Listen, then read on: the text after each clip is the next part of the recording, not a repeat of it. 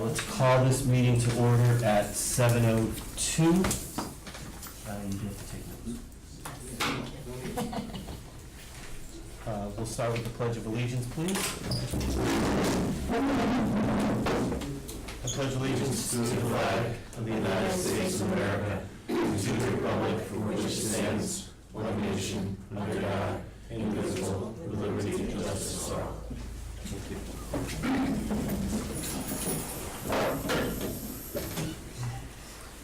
We have tonight a special meeting for the Board of Education. Main topic is to discuss the reductions to the budget request for this year. But before we get into that, we did leave off of the agenda an audience of citizens, so I would like to propose that we add, make a motion to add a audience of citizens to tonight's agenda. So we have some people here tonight, perhaps they want to speak, I don't know, but that's up there. I have a motion by Carrie, second by Adam, all in favor? Aye. I think that's 7-0.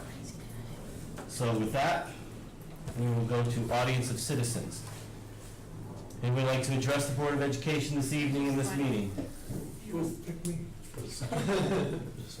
there's a sign up? There is a sign up. Oh, you want it? But I You're the am only? Fire away, John, you're up. someone who was brave enough too, so do I stand or I sit? You can do either or, you certainly can Let sit. me, John, just for the record, because I haven't committed it to yes, Maria. yes, I was going to, I'm John Richards, I live at 239 Hoffman Drive in the Luxembourg of Berlin. Thank you. And am a member of the Board of Finance. I serve as the designated liaison to the Board of Ed, and wanted a clarification on a couple of items. First would be the purpose of audience of citizens, which typically is to talk about things that are not directly on your agenda, because you're going to talk about things on your agenda. So I'm here, even though you said the word budget, I'm here to talk about things that are in Department 61, which is on the town side of the budget, which deals with the schools, to try to get some clarification if I could. Fair enough, we actually kind of all lump it together, so that is on our discussion tonight as well. Well, that's fair, and if you wanted to hear this later, that could be done as well. The point is that the Board of Ed's operational budget does not include, at the moment, the school security component. And if I may, because I'm just trying to follow things, it seems to be a bumpy road and things done very quickly at possibly the 11th hour.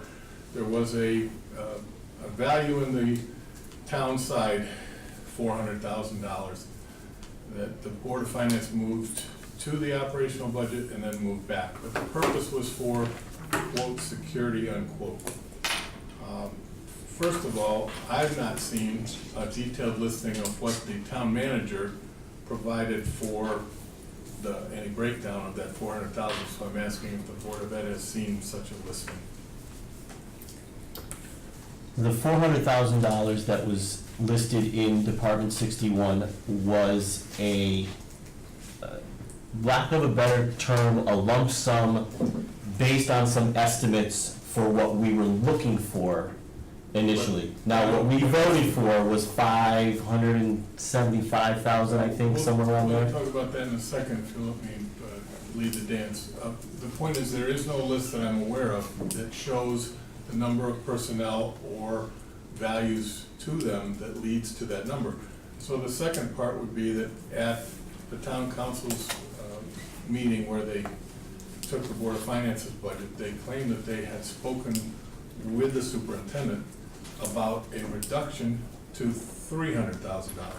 And again, I would ask if that's in fact true, and if there's a listing that gets to $300,000. So I will address it this way.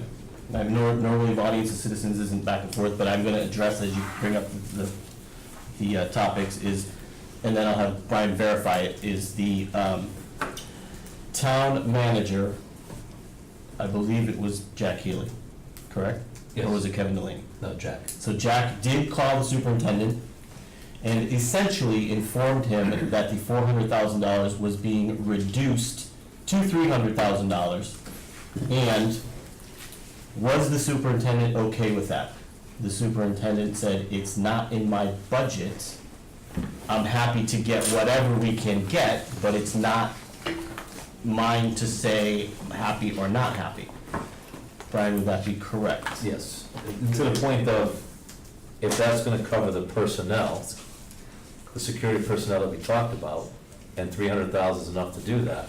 That's the only description that I've heard it mentioned with the 400,000 was that it was a different number of personnel. We could debate what the right number of personnel is, but it's a personnel and equipment number to put a security director and guards in schools. Right. And also, whatever materials they would need, supplies, protective I gear. use it under the Yeah, term of right. equipment, but anything related Right. to that staff, not, And the town manager said that the 400,000 was a placeholder that he put in there, an arbitrary number. So the Okay. question really is, does 300,000 get the job done? so the background is that in discussions that the town council had, and I use the term loosely, because it was a discussion on a Monday, that the town council met for a special budget where the Board of Finance deputy chair presented the budget to the town council. There was a discussion period, and things went back and forth. But one of the things that was said that I think is probably the most important, that we're just not learning this lesson, is Alex Genome of the council was talking about looking at things in a longer range aspect. And we tend to focus on the budget that we're dealing with right now. And oh my gosh, the people can't afford this budget. But we don't think about where we're headed. We don't talk about things longer term. But we did for security, and that's what's perplexing me. The mayor met with the superintendent. They came up with some thoughts, some ideas. We heard the board debate the notion of armed, not armed. There's been discussion. There was a forum with the community on this. Of anything that's in this budget, be it town side or Board of Ed side, this has had some legs and has talked about it. I don't believe that the Board of Ed's proposal at 575 was simply personnel. As I recall, it included hardware, specifically cameras and devices that would allow you to record the images from those cameras. In other words, making them useful, for lack of a better term. If you had a camera, you could see they're entering the building now, hurry, or you could say, gee, something was reported, let's go back and take a look. The notion of recording seems very important. So if we leave it in Department 61, and I want to do that for the purpose of the time that you're giving me tonight. The Department 61 is not Board of Ed operational. Correct. It's part of the $9.5 million of school stuff on the town side that the town likes to talk about, but never with you, Correct. okay? So if we left it there, then the questions, and I'm not saying you have to answer these questions, but questions I would have is, if it's outside the operational budget and in Department 61, how do you value it against $0 of capital? In other words, there were things that you wanted to do, perhaps refurbish the Willard basement as an item, perhaps special ed vans, which were never in the capital budget that was presented, that then was reduced to zero, or the elementary phone upgrade, which was in, but now is not. So I'm finding that the notion of a security plan is somewhat of a carrot that's out front of the Board of Education. It looks yummy. I wish I could get there. But as of this moment, as you said, it was a lump sum value. I don't know that there's any certainty that a $400,000 value, which is now $300,000, remains at $300,000.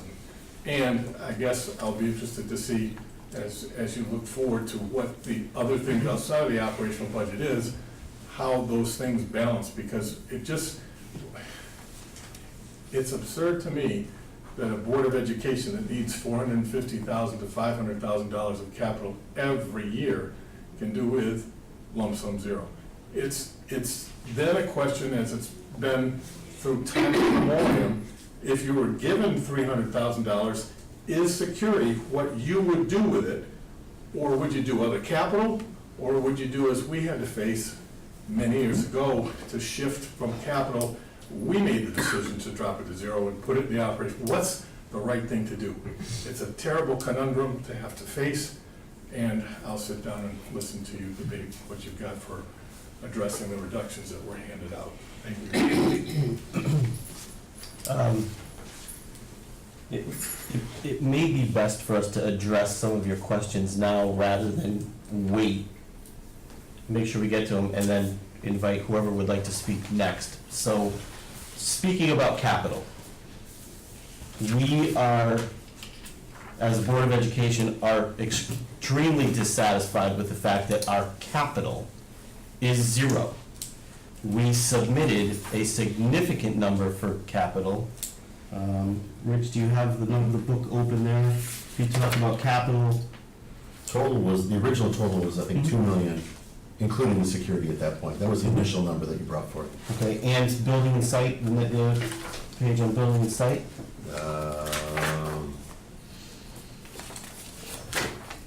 700,000. 700,000. So we asked for somewhere in the area of $2.7 million worth of capital and building and site. That includes security and so forth. And for whatever reason, it wasn't included in the town's budget presentation. We were told that we got that information to them too late and it couldn't be included. I'm gonna go on a soapbox here for a second and give you some, what's interesting about that is security was included in that number and magically somehow it did get into the budget. So if that got in, how did not everything else get in? The phones were on there, they got into the capital request, but the rest of it didn't. Your question about prioritizing, we have security at the top of our list, but we also see that $400,000 original allocation now at $300,000 as an addition to, not and/or. I'm not sure that anybody on the board, but I certainly would allow people to speak up, that people would want to discontinue security for any of those other items that you mentioned.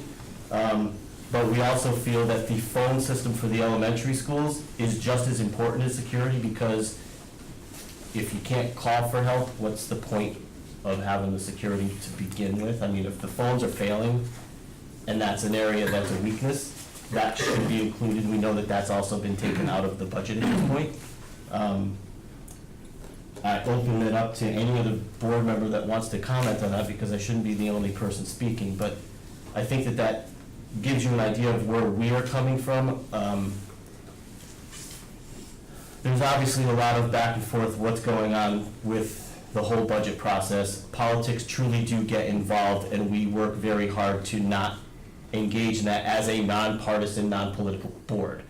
But what we will say that we feel we've been treated unfairly relative to capital and site, building and site.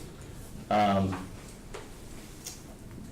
at this point, there's not a whole lot we can do about that. So with that, anybody who wants to add to what I've said so far? Adam? We're having a hard time with capital and site building, but the reality is we're also looking at cutting teachers. So I don't know what's the bigger argument. What are we looking at? Are we more concerned about the telephone system? We're losing 5 teachers, or, I mean, there's no good decisions. I can't really say that I would prioritize one over the other. Obviously, safety is important, but you can't have safety unless you have teachers, and teachers to teach your students. So, I mean, it's a circular discussion that's going nowhere, because we have arbitrary cuts with no long-term plan. As John's mentioned, when you keep getting zeros, it's not sustainable. Zeros for capital, site, and building. Tell me one household that goes with 0 increase year after year after year, or one household that can get away with 1.3% increase year after year. It's just, it's not sustainable. And everything that could be cut to have the least amount of impact has already been cut. If you look at the administrators and the teachers, and, you know, I'll read things in the paper with misinformation, but the reality is everything that could be cut has been cut. And that's why we're here with these very difficult decisions. So, to your point, I can't prioritize teachers over capital over security, because right now there's really nothing left to prioritize, because when you're looking at zeros and and small increases, there's not many decisions you can make. Fair enough. Right, yeah, I think that's a fair point, and I would just say, I mean, the question that you asked, John, with respect to, you know, what would you, what would we value as a BOE and how would we allocate those funds? I think if we were to turn the hands of time back, maybe we would have made different decisions, but I think your analysis with respect to security being dangled like a carrot is a fair one. I feel like that was a pawn in a chess game that just, and that pawn got moved back and forth across the board, and kind of put us in a really tough spot. So certainly we don't wanna compromise, children or educators' security, but it did kind of push us in a certain direction with respect to making decisions that, had we been communicated, had you had open and honest communication from the beginning, perhaps things would have unfolded somewhat differently. I don't know. And to go I off do. Carrie's point though, like, and Adam, you know, like we put in the Citizen last week, you know, over the past 5 years, we've already cut 22 teachers. So with additional cuts of teachers and with the security, and this is what something, you know, I think the security is important, but I think we also need teachers to educate our kids, and we need favorable class sizes so people live in town and people want to come to our school. But one of the fears that, you know, with the security being dangled like a carrot, one of the fears that I brought up at one of our meetings was, if we agree to security, will we be cut other places? And here we are now, we have to make decisions to cut teachers, and that's not what we want to do as a Board of Ed. We want to support the education in town. Well said on all three of your parts.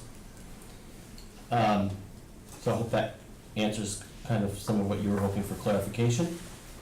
Is there anybody else who would like, Mr. Lemagna? Sam O'Malley. Please do.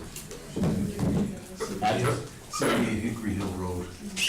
You know, let me give you a little, on the Board of Finance, when we did the budget, first I want to say that we've had a really great working relationship for 2 years. We were all honest with the superintendent, we've had a number of meetings with the president and the superintendent, and we were very honest with on both sides, and we've kept our promises to the best of our ability. And when we did the budget, we informed the superintendent and the president, we said, we're gonna cut you 1.3 million, and we discussed what were the things, and we decided we can live with it as long as you stay with your 3%. At no time, and you can see in this room, the mayor's not even here, at no time, the mayor, Brendan Luddy, Alex Giacone, or Charlie Panessa ever came to a Board of Finance meeting during the whole budget process. The mayor came in one time because he was upset over something, because he's always upset. And that was it. And we asked him, we said, well, Mr. Mayor, where do you think the mill rate should be? Get some direction from him. It's been 2 years, we've never gotten an answer from the mayor. We've never gotten any direction from the mayor. He's never asked us on the Board of Education side or the town side of what we really need. His answer is, we've got to cut the budget, keep the taxes low. So I wanted you to explain some problems we have at the town besides not funding education. The mayor doesn't understand we have an $8 million $8 million liability. It's $8 million that we have to pay for people that are retired from the old pension fund. He doesn't comprehend that.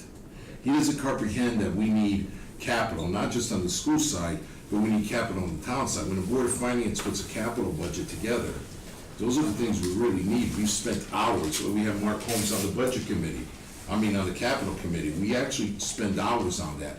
In 5 days, the mayor's cut everything in capital. You say you don't have any capital? Well, the town side has no capital. We need 5 cruisers. The mayor didn't even call the police department, even have the nerve to call the police department. He even lied and said that the police union endorsed his plan. He never spoke to the police union. And they got 2 cars. They cut the phone lines without even calling the superintendent and said, you really need the phone lines. And now they assume that you guys are gonna put the phone lines in. That's the new that, because you have enough money in your budget. We took the $400,000 out of the town side to give it to the Board of Education because we felt that you guys were the ones that know how to manage the security since it's your school. Mayor made a big deal, to the point where we had to hire our own lawyer, because the mayor threatened to just move it around, and we decided, okay, we're gonna put it back. We knew the mayor was gonna cut that. We knew the mayor was gonna cut it, because the mayor, when the mayor cut, there is no plan on the mayor's side. He's anti-education, Brendan Luddy's anti-education, what's his name, Alex Giaconi's anti-education, Charlie Panessa's anti-education, you got a Republican town committee, the majority of them are anti-education, led by Scott Veely. Scott Veely goes to the senior center and says that you guys have so many assistant principals, and nobody was there to correct him. The only person was Arthur Powers that corrected him, and if you saw the video, he did a great job, but there was nobody there. And they're going around town, the mayor's going around town that says that you don't have to lay teachers off, you have plenty of money.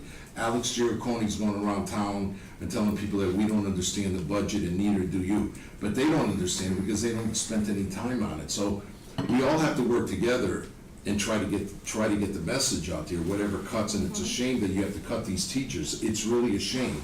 And their philosophy is keep the taxes low as much as possible, deprive the town of everything, and property values are gonna fall, education system's gonna be not what we've known for years. I mean, we've had kids that have gone through the system, we want them to have the same education that our kids have, but the mayor doesn't seem to care. So you got a tough job ahead of you, but you also have a tough job that you gotta get the message out there.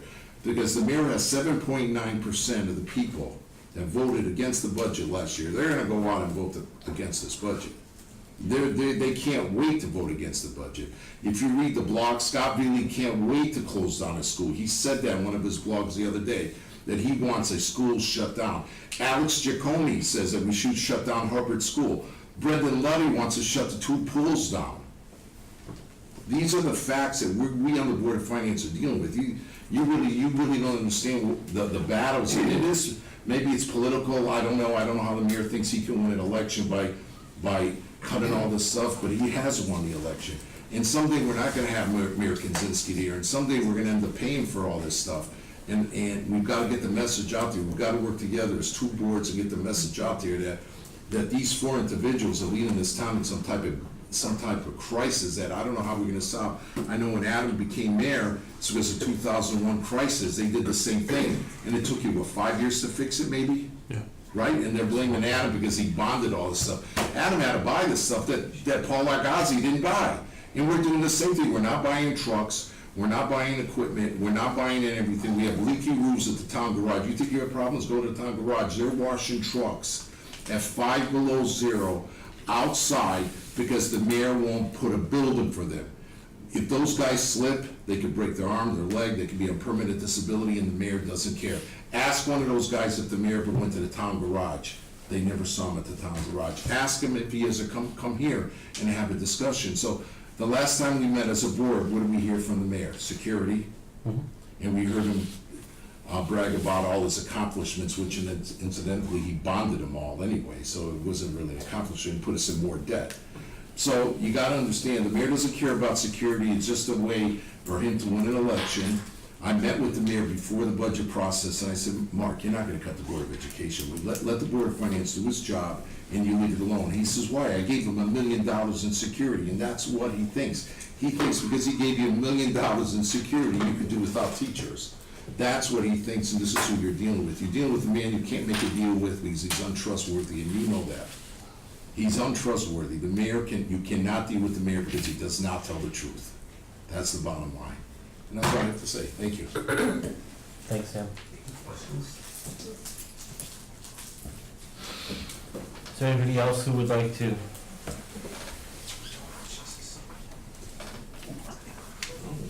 Sam Sack, can I sit? Hey, John O'Brien, Vineyard Drive. Stand your ground. I gotta make that perfectly clear, because Sam brought up some interesting points. This mayor you cannot trust. He'll say one thing, and he'll stab you in the back. I'm a senior citizen in this town. My last child graduated school, I'm trying to figure it out, 14, 15 years ago. I never complained about taxes going up for education because they enjoyed growing school systems. Now, alert, I have grandchildren going to this school system. I don't want their education cut either. It's a fantastic education. My kids enjoyed Berlin school systems. They're all doing well in life. Well, actually, the youngest one just retired.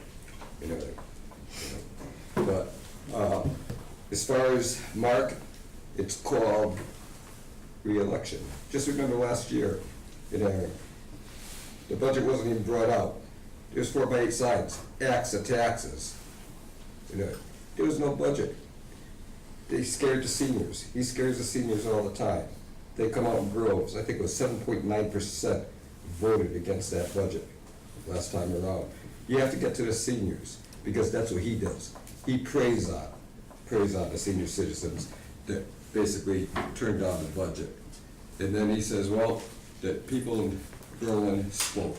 Well, 7.9%. We have to get the people that have the children going to these schools to get out and vote not to cut the budget.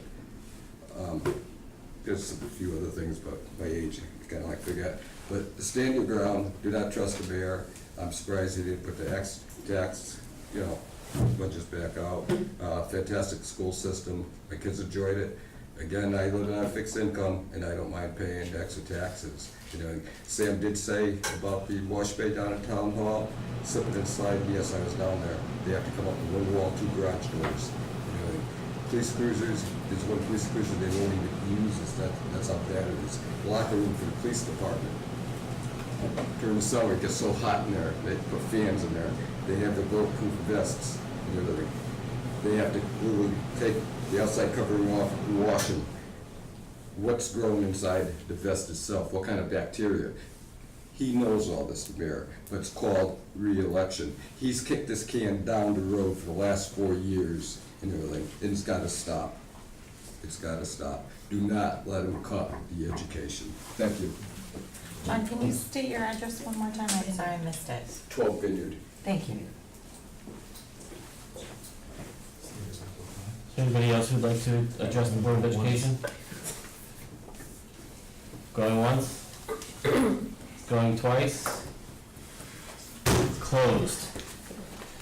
Okay, so next up is really our discussion of the budget, where we are, and what I would like to outline is really the goals of what I would like to have we accomplish tonight as efficiently as possible. But just a quick summary so that we know kind of where we started, how we got here. We have video here, so let's make sure that we have it all. But the superintendent provided us with a 5.96% budget increase for this year, approximately $2.6 million. The Board of Education then reviewed that budget and adopted it as is. We did not ask for any reductions. What the superintendent provided us was a budget that took care of all existing programming and positions, didn't add anything new with few exceptions. For example, the school district asked for a new guidance counselor at the high school because the guidance team there is overloaded with caseloads. So we are not doing the students justice from the guidance point of view. There were some stipends reinstated and a part-time clerical position for 14 hours a week. So nothing of significance were added to the budget. Our contractual obligations, meaning all contracts signed and implemented, were $985,000 worth of that 2.3% of the overall request. Contracted services at $364,000, of which just under $300,000 of that is the ESS program. Transportation and utilities of $122,000. Tuition of $557,000. And then the new staff and those items that I just talked about were about another $566,000.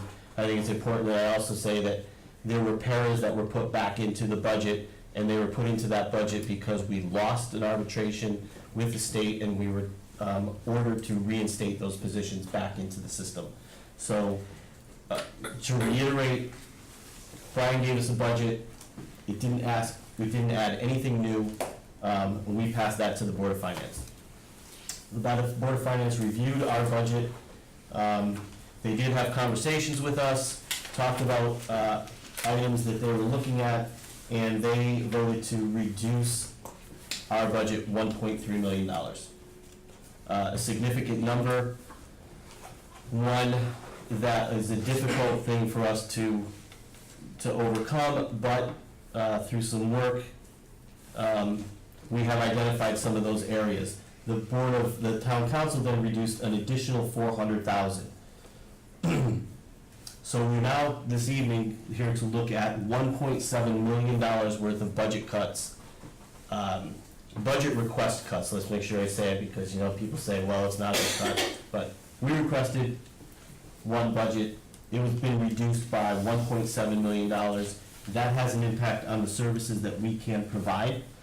So what I would like to accomplish tonight is identify all of the potential cuts that equate to the $1.7 million that this Board of Education is willing to put on that white pad and stand behind. Because if history repeats itself, $1.7 million is just where we're starting. There's gonna be more to come, because should the referendum fail, which is what it does every year after year after year, there will be more cuts to where we are today. So, with that said, I'll need a scribe, someone who's willing to write on the whiteboard so that we can put it up on paper. I will. Want me to Julia, you got it, thank you for volunteering. do the marker? You want me Yes, please. to- My bad. Some items we've already talked about. I want to put them on the list, but we may shift our focus now based on additional information, so. No, you're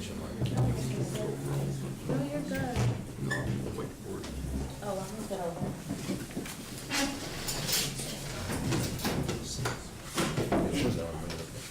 Is there any questions about, or any additions to what I'm outlining as a goal for this evening? Anybody want to add anything else to what I've said so far, or I didn't summarize it appropriately?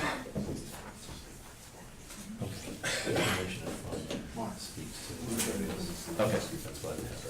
So the information that Brian has provided us, you should have a budget in the original budget stacked graph that he gave us in our budget process.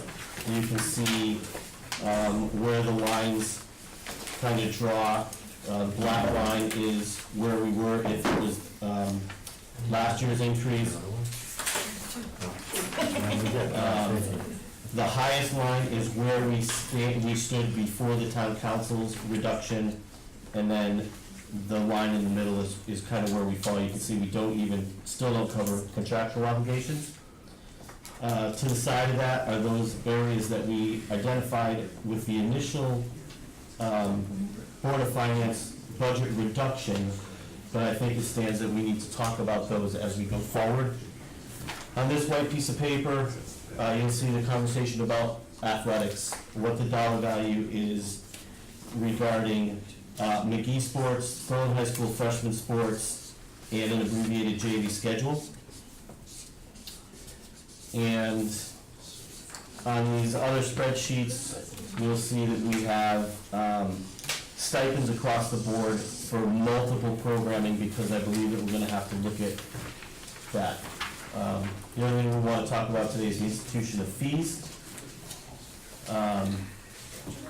So with that said, Julia, let's put a couple of things that we've identified out of the gate. We have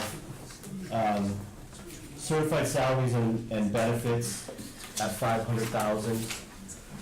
And I actually, You want me to start with the yeah, number? you can just start with the number and then put what it is next to it.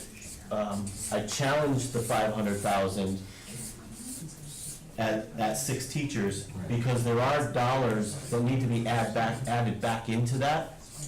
the payment of unemployment. There's a couple other things that fall through that. So, Brian, not to put you on the spot, but I kind of challenge that it's actually 500 and it may be something less than that. And if we're looking for 500, then the number is not gonna be 6 teachers, it's gonna be something greater than that. Up more than that, because you're not cutting your most experienced teachers, you're cutting, Right. Well, unless they have low enrollment. well, it depends on what programs, so it's not that it has to be less experience, it depends on what programs are cut. And you're right, there's definitely variability between a starting teacher and a veteran teacher. If you're talking 6 teachers that are $80,000, you're over the 500,000 with benefits and everything else. Mhm. You're over that, so the reduction would even be, would be more than that. Right, but by their contract, they have the ability to bump down into other, Right. depending upon certifications Right, and so right, forth. so there's a lot of, So in their contract, they So have there's, the rights. what I'm getting at is, there's a variable with even with that 500,000. absolutely. It may be more than Then than 6 6 teachers. teachers. And maybe more than 6 teachers, and it could be less than 6 teachers, but, we said 6 teachers is kind of a benchmark to say. Brian, on that, on the 6, and I don't want to beat the dead horse, I had always been told as kind of a rule of thumb that you only really save half the salary of the person because of the amount of benefits that are necessary in the unemployment. Is that true, or was I misled at some point? It depends on if the person attains another position. Right, So so then then we have to assume that they're not So going we to. assume it. So when we had unemployment, we looked at all those pairs that we had laid off. Okay. So we had to budget to say that there would be unemployment when, and essentially we called them, a lot of them back that didn't take the unemployment. So you just don't know. You don't know. I mean, I don't wanna say, we have to prepare for it, otherwise there's another deficit in the budget. Right, and then we end up like the town pension committee, where you're underfunding things that we have to fund. Yes, there was not a million, so. Correct. Right, yes, absolutely. So, before we get too far, this is a completely open forum discussion, so there's protocol about the thing, chime in whatever you want, it's a discussion here, so. Let's leave the number as it is, but we understand that there is a risk with what we're talking about. Do you want me to put like 6 teachers, or just leave that out? Let's just leave it Leave it at out, this okay. for now. Tuition transportation for the special education group, Can we even touch that, though?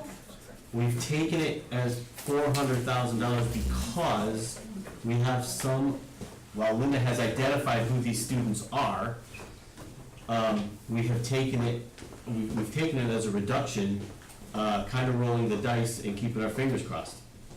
Realistically, with them identified, we need $400,000 elsewhere. Maybe it's not 400, but, I mean, that is completely at risk. We knew that when we put it on the paper.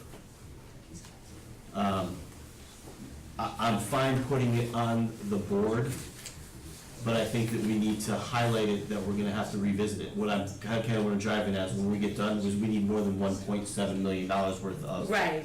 value here, because some things are gonna be moving parts. Moving. So add it. Please do. Yeah, that's gonna bump something else. Correct. Particularly if Linda has already identified the individuals assigned to those They dollars. simply don't have their and it's plans yet. pretty much a certainty that things are happening. That's obligatory.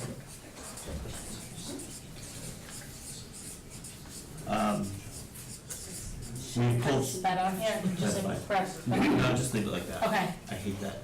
I know, I just didn't know if we wanted to label where it was coming from. We have $300,000 worth of contracted services. We know that that's the ESS program. It crushes me to pull this out again for the 3rd consecutive year for a program that will continue to run. And we know that it's brought so much value to the students that it does touch on in those, and their success here. Yet, here we are again, it's not in our budget, we're gonna pull it out again and hope that Brian and Mr. Cookno, at the end of the day, we can fund it through their management of this year's budget again. So my question is I remember when we looked at our initial budget, we also added it into the middle school. Has that been taken out, or is this? That got taken out in the first Okay, cut. I just checking. That never made the original request. So my only question here is the reduction of ESS, is that going to add additional monies for outplacements? Mhm. And is it really truly a reduction of 300,000, or is it less than 300,000 because of outplacements?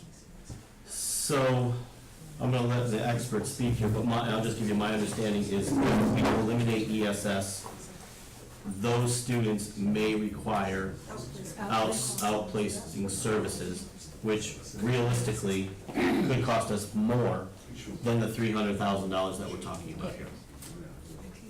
I would say that's a pretty safe bet. It reminds me Just a lot matter of of time. the teacher situation. Might where take you a cut, year. but then you end up having to cost more in the long run anyway. Right, this is a line item in the budget here, but more than likely will cause an increase over here. I feel like those two, the latter two, sorry, Rich, the latter two items are such a huge gamble, but there's a pretty good chance, and I don't wanna speak for you, Linda, but there's a pretty good chance that those are ultimately gonna cost us a far greater amount. But then at that point, we're gonna have to go to the town and say we need money because we had to cut these. And I think that's unfortunate, but that's gonna be a natural consequence. It's like, if every year we say, we're losing this, we're cutting this, we're losing this, and we're cutting this, and we always seem to find a way. My problem is that kids and families suffer I agree. in ways that we can't measure in dollars and Mhm. cents in the interim. And I think No, but I that's feel like shameful. that's how the town sees it though. If the town is seeing, oh, every year we add this in, every year it doesn't get funded, we find a way to fund it. So now we're gonna cut it. And then on the other hand, it's gonna impact children. Obviously, that's not what I want, but I feel like the town side, maybe this is what they wanna see. Well, Maybe they wanna see us scrounging. I'd actually like to address that and connect it to something that John said before about the lack of long-range planning. Mhm. In my mind, going forward, this is now what, third or fourth year in a row we've had to fund ESS out of excess funds at the end of the year. Hopefully, we have the money. Fourth, This Okay. next year. Next so next year will be the fourth. I'll be honest with you, I don't see any possible way that that continues into year 5. You can't cut teachers and then at the end of the year say, well, we have excess money again at the end of next year to fund ESS again. So more than likely, if this is funded for one more year out of end of the year funds, it's gonna end up back in the budget, and if it gets cut, you're not gonna have excess money next year. Not with these kind of cuts, these deep. So that program may have one more year of life. Unless that- Realistically. No, I- Long term, I'm just trying to look at it in the long term. How do you run people in programs and then bring that back and say, well, we laid everybody off, but we still have money left over at the end of the year, we're gonna fund it again? I agree, that's a position we're in with school counseling right now at the high school, though. We had to Yeah. cut it, the school counselors are overwhelmed, we have to bring it back. And it's gonna happen with these certified salaries that we're also cutting. So, but I understand, because every year I've been on the Board of Ed, it's been a fight for ESS, and every year we've had to fight for it. So I'll get a little snarky here. I find it interesting that we know the ESS serves about 18 to 20 students at $280,000 to $300,000, yet we service 18 people in the community and we get to lose $870,000 a year. Is if the numbers I've been granted with some of our other town programs. It's fascinating to me. The position we're gonna be in my opinion, next year is something that we have never done in the past, is that come a certain point in the year, if we're looking at some of these outplacements and things that we're being very optimistic about, we may be laying off people mid-year. Mm-hmm. And that's how tight, because there's no additional, like, we used to have additional outplacements budgeted, because we anticipated over, 2 or 3 a year. We haven't had those in years. How does that work with contracts, and union contracts with laying off people during the middle of the year? So you would do non-affiliated, right, where there's not a contract, and then with the union contract, we have a difficult time doing that. With the riffing, you would riff people the same way. Yep. What? You would go through the reduction in force the same way. Okay. Same The process. timing of the years are relevant. But it's still, it's not as simple. Mm-hmm. This, I don't have an answer, but this is like killing me. Honestly, my stomach right now, I'm so angry. You're affecting our children right now. I'm looking at this, it's my heart's breaking. You've got these children who need these services. I'm not mad at us that we're cutting. That's not my point. And talking about the future, when people want to talk about this town years from now, and I know people here support us and stuff, but if you start, okay, so my husband grew up here, I didn't. He still lives here, he's raising his children here because he loves this town, he loved the education he had. If we keep doing this crap, we're not supporting our children, they're not gonna support this town. So what's gonna happen with this town 10 years from now? Everybody likes to talk about the future. This is not helping our future of this town. And we're just gonna have to make more cuts, more cuts, more cuts, and we're gonna be a dying town. And I hate this, I hate the special education, I mean, these children that have to be outplaced, the ESS services, these are our desperate children who need help. I know we can't do anything about it, it's awful. No, but what you're saying has to be said. It's terrible. Towns aren't built by cutting. No, I feel like we're mimicking the town council's attitude of let's make it so miserable that people leave, and we save money when they leave. But it's just a horrible strategy. our kids aren't gonna wanna come back and raise their kids in this town if we don't support them. And I think your point, so I said it a previous meeting, and I'll say it again, I think the fact of the matter is we're looking at a group of our school population, right? So we think we're impacting a smaller number of kids and families, but the fact, I mean, big picture perspective is that this has a ripple effect, right? Like, you reduce the services provided to the neediest and most Absolutely. vulnerable children, and guess Yes. what? We bleed out emotionally, and other children are impacted as well, but people don't see the big picture. We think short term, we don't get to the long term that you're talking about, John, and understand that there is a ripple effect to this. So until it affects you personally, Well, and Carrie, to your point with like, so we take out ESS, now these students are put into mainstream classes all day long with $500,000 of certified staff salaries and benefit reduction. So class sizes are bigger, kids are getting less support, and like you said, now it's gonna impact the whole school community. And now you're forced to hire another social worker to deal with the kids who are But then we don't have the not money being to hire serviced by them. ESS. Mhm. Right. yeah. No, this right here is, It's cyclical, and we're Yeah. just circling the drain. Exactly. Yes. So, not to, I mean, we could dwell on this all night long, but Sorry. there, we have identified $75,000 in savings for the benefits, moving, the town has moved it from 12% to 10%. The impact to our group is $75,000. So we can put that up there. We know that those savings are gonna be realized. We should put them on there. That's a $75,000 addition, benefit savings. so it's just at. So it's not a cut, So steady. Put the others in You want me to parentheses. put just, parentheses? yeah, just put it in parentheses. No, not around that. Yeah. That's just a separate No, line. these are cuts, Oh, and all then, right, all right. Different color She's a marker? business teacher. Yeah, business teacher. well then, if we're doing different colors, this should be a red. Okay. So there is 75,000, which is, Still cut the benefits. it's a cut to the benefits line, Mm-hmm. so it is a cut, a reduction to our overall budget. It would be the same thing.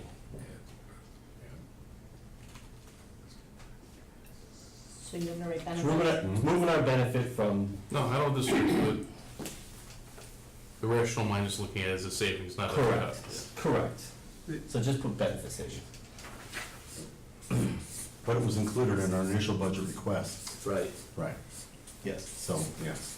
Okay? That's not in any of these documents anywhere. Brian has said that he is going to be able to save $100,000 in Supplies. supplies, textbooks, materials, PD, pick whatever category he says he's gonna get it from. Parentheses. Yeah. I don't really know if you can do that, Brian, considering what you've already cut, even going into the budget, but you gave us the numbers, so I'm putting it on the board. You know, those aren't people, but they're gonna impact how people can do their jobs. All of it at the end hits the students. Everything we put on there so far hits the Yep. students. Everything. All right, so now let's talk about the other things. Athletics. McGee Sports.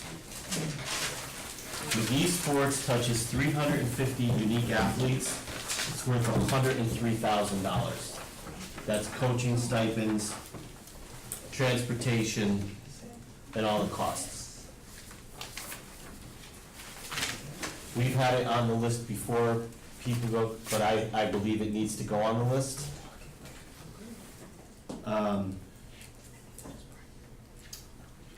Because we're not required to provide middle school sports in any way. We can provide an intramural program that would address the athletics piece. I see Adam shaking his head, and I know where he's coming from. But to your point, Matt, I think it's so unfair if we're gonna touch this right here, but not athletics. We're gonna slash special ed, but not athletics. I think it's like disgusting, so I think we need to add it. I am in favor at this point of taking McGee Sports, putting it on the list, and that is part of our $1.7 million worth of budget reductions. Should we do all of it, or?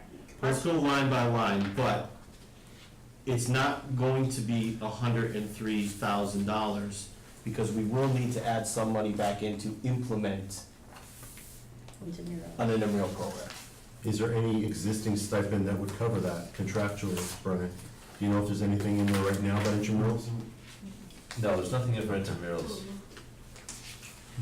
There's a listing of stipends. Yeah, I saw that. I just didn't know if there were- We're currently working with the DEA, as we agreed upon, with negotiations, to reconfigure the stipends and look at the stipends. So there may be some funds there that we could reallocate towards intramurals. Would the $103,000 include the $3,100 athletic department liaison to me? Yes. Okay. So it includes that. Yeah.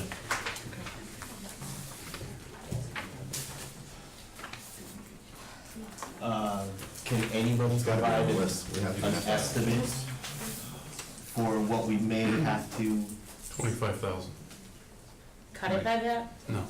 Keep it. Well, no, I'm Yeah, saying you would cut. So let's make it a 75,000. let's make it a $78,000 reduction. I would be Keep it stunned by 25. 25,000 in intramurals. There's no way it should be that much money. But there's multiple intramurals. Well, we offer what we have. Well, I mean, it doesn't have to be. We can do what we decide. Let's say there's $10,000 towards stipends, and that's all they could offer, would be $10,000 worth. 25, that's a lot. I've run intramural programs. That's a lot of money for an intramural program. Even several of them. So give us a better number, Rich. I think, quite frankly, I think 10,000 is a more reasonable number. How are we considering even what gonna you're get cutting. people, how are we gonna get people to run them if they were going from having a budget of $103,700 to Most stipends are $10,000? you can make it $1,000 a sport, and you can run an intramural season on that. So what are they currently getting? When we ran intramurals years ago, Yeah. it was an hourly rate that they ran. I'm sorry, it was a It what? was an hourly rate. Oh, all right. That you ran intramurals at hourly rate. It wasn't as though you got a stipend to run. There's different models. We used to have intramurals as well as having interscholastic. It was a number of years ago. But there was an hourly rate, and there was, somewhere in the 20s back then, $20 to $30 an hour rate. So back then we offered both. Both. So as the years have gone on, we offer less and less. Yes. I mean, you'd have to negotiate that with the DEA, because they're the people who are gonna be collecting the And stipend. we have various rates, right? We could do, we have various rates for curriculum work, various rates for doing PD. You have to have an intramural rate. Would it be the same rate based on the teacher contract? Yeah, we'd have a rate that they would get regardless of what intramural we have. So, I mean, you already have the uniforms and all the equipment, so all you're really doing is paying for the people that run the program.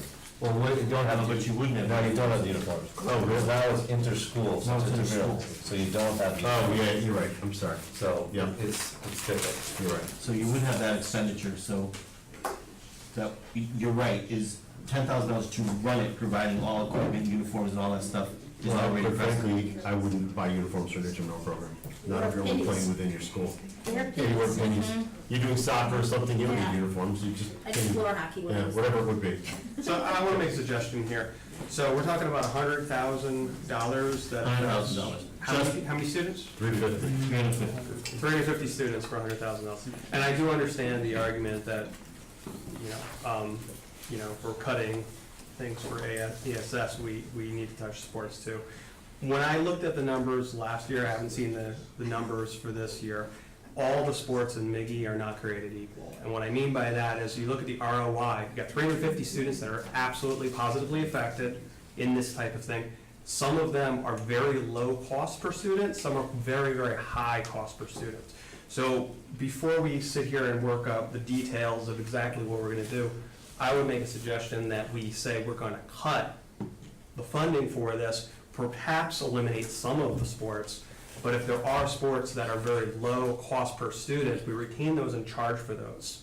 Because some of Why them only can be those? spent. Why only those, Jake? Why not offer the opportunity to have the participants pay for all the sports, but just we can't fund it anymore? That's, Because I don't think we can Yeah. pick some sports and say, these sports are free, and then those sports. No, are not not. free, nothing's free. Right. The pay to participate comes back on the table again, so we don't have to lose what we're offering, but we can't fund it anymore. yep, So, could someone do the math of how much it would cost per I student? don't think it matters. I don't think it matters, I don't think we can figure that out right now. Right, our It's budget is $100,000 budget. So we're And just if we gonna want hold to- on. If we want to run a program, then we're gonna implement a fee It's gotta be self. that covers it. It's gotta be self-sustaining. So we're just gonna cut McGee Sports. That would be my vote. on the list. Okay, so Well, Adam, hold on, let's make sure we're on the same page here. So, Cutting the funding for the sport. I just think, Cutting, I wanna not hear necessarily what- rejecting your proposal, just saying, right, Cutting- you might well, want to speak for yeah. you, but you're saying, I'd like to hear what Brian has to say about this. when you go down the road of allowing people to pay for it, and that's how you totally self-fund it, most of the pay-for-play is supplement. So when you do that, you really make a position where those that have and those don't have. So you're creating a position where there's opportunities for some that have the resources and not opportunities for the other. And it really stands against everything that a public school is about, to do that. So I just want to caution if we go down that road, that's really, you're saying, well, if you have the money, you can do it. If you don't, you can't. And so that's why you'll never, I don't know any district that has a pay-for-play where you pay 100% of the fees to have the program. I think it's not practical. Again, we looked at the numbers last year, and I think some are very reasonable, some are unreasonable, and some we can't. So I think what I would say is we, eliminate it by a certain number, but we have to take a close look again and figure out, if some are sustainable, because they're very low. Well, I think at cost per some student. point, as far as bringing them back, then it's a chance to look at whether they're sustainable or not. But I think, if you're gonna make a cut, cutting them and saying they're not there. See, when you offer intramurals, you offer them to everyone, there's no fee for it, you come in, regardless. I understand where you're coming from, because there are programs at McGee that, what I like about the McGee program currently is that whether it's fall, winter, or spring, there is a sport that it's a non-cut, everyone makes the team, so it's their first opportunity to be on the team. And that's, That's not true. yes, it is. No, it's not. Oh, really? Some No, are, it's not. yes. It's not true. Why? Everyone, I can tell you they cut. Basketball's cuts. No, I'm saying every season, Every season, there's a sport. sport. where somebody, So you have cross-country, there's an opportunity every season. and you have wrestling in the winter, it hasn't done cuts, and then you have track in the spring. So, so that was a discussion years ago too. So, the comments that are coming up are, were relevant years ago. So the point is that there are, so you look at track, cross country, these are very, very low cost per student. They affect a lot of students, and, it's a very hard time in middle school to try to fit in and get along, and we're actually going to be hurting students when perhaps they can't, but many, many districts around, we're probably one of the few at this point that don't have a fee for sports. So to go right from no fee to no sports, or at least no, We're also one of the few that offers middle school sports as an interscholastic. Most don't. not sure. I don't know, when I was out campaigning, I was going to a lot of the middle school games, and I went to the cross-country meet, and there were 8, 9, 10 towns there. I was going to the soccer games. I did see a lot. It's not very centralized. You do have Cromwell, you've got Cromwell, you've Rocky Hill. got East Haddam, Ram. It's a little, Portland. you're driving a little bit. Yeah, it's spread out. Yes. Southington does a lot of it through fundraising. I don't know that we're at 100%, but it's pay to participate, and also fundraising. Each sport has taken, almost created their own little parent booster club, and they do multiple fundraisers just to keep the sport focused, keep it floating. But there's also no exact amount of money that it takes to keep a sport floating. You can't really tell exactly what the costs are gonna be completely. So a lot of the sports, they get it kinda, sorta, do you get kinda close? I don't know if there's target monies. I will tell you, this happened 2 years ago in Southington, and the administrators will tell you it's still a mess. And they're still doing it, but it's a mess. So to me, what Brian is saying is because of an equity point of view, it almost makes more sense to wipe it clean rather than offering where only the wealthy people can afford to play. One thing that my district does for the high school, I have no idea how they handle middle school, but every sport has the same fee, it's either $30 or $60. And then again, if your family can't afford it, you need to speak with the athletic director, or if you qualify for free and reduced lunch, then that comes out of the student activity fee. We talked about this before. Yes. You're exactly right. Many towns have, maybe it's $150 per sport, there's maximums for, and plus if you're free or reduced lunch, you could Right. qualify that. It's an interim shut. Like, again, I think taking a big chunk out of the funding, but we have to look at, again, I wouldn't, I think it's incorrect to say that it's just wealthy students could afford the $100, especially. No, maybe I exaggerated, but that's essentially what Brian was saying, that the people from the lower socioeconomic groups may not be able to afford to play. And therefore, there's an equity issue. Stipulations for that, Yes. and which is, again, what. But that's other still money that's commissions have got to come done. from somewhere. So, I mean, I'm looking at it this way, is we're looking to get to $1.7 million, and we have risk on the top end. This is $100,000 that, in my eyes, is it's an easy decision for me, regardless of the 350 students, not because I'm looking at it from the other perspective of, I'd rather take those athletics away at the middle school than to cut 3 or 4 more teachers, or 3 or more support staff. It sucks, absolutely. I'm very uncomfortable having this conversation. But if I use Mr. Richards' analogy of the archery target, is you've got your cornerstone and you're building out with what all the additional opportunities for students. I can't justify now taking out 2 or 3 or 4 more teachers to get to that same threshold. For the purpose of timing, I would suggest maybe we put it up there as a full cut, move on to the next thing, and then take an overall view of what's on the Ready to sheet. finish? And then maybe eventually, if it stays on the list, there's a subcommittee that goes into, let's take a deeper look at it. Can we do pay to participate? Can we offer intramurals? What are the options going forward on the table? That doesn't have to be funded by us. So put up the full 103,700? Yeah. Put it up at 100, just for even numbers sake. Along the same lines, folks, as we have freshman sports at the high school. It's baseball, football, volleyball, girls basketball, and boys basketball. It affects 80 unique freshman athletes. It's $48,000. Essentially, we're talking about $50,000 here. We've talked about freshman sports. My position on this is there's not freshman sports across all disciplines that are offered at the high school. Most other sports are, well, if you're a freshman and you're trying out and you make the JV team, good for you. And if not, you can try again next year. Or can they just keep them on JV and practice with JV and just not get played? But it depends on CIAC lot roster of schools do requirements and so forth. I believe that's what happened Yeah. back in 2002, 3. But then if we touch a freshman sports but don't touch a JV, then that opportunity is still there, and if they don't make the team to Well, I play, think they can that- still practice. I think that's where I was headed, is if you look at the JV, we talked about reducing the schedule for the JV teams. We're talking about $8,300. Right. To me, that's not significant enough at this point to put up there, especially if we're gonna if we were to eliminate freshman sports.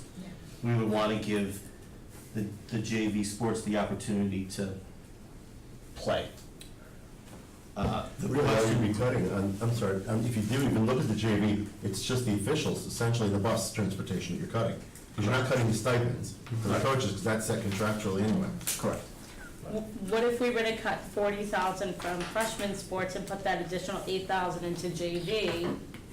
And then, because I think JV they doesn't need any You extra. don't need extra. don't people need it, from JV. okay. No. I just think that there is a benefit to having the kids play with the JV as freshmen, because they Many can sports grow and they do. develop a lot throughout the season, and they might not, you know, they can change as a player throughout the course But of the many of the season. sports there, They do basketball, this just just like volleyball, games. volleyball, these kids are playing multiple games a night. Okay, so it's not necessarily taking away opportunities from freshmen, That depends they on the will still sport. have a team? Depends on the sport. Depends on the sport.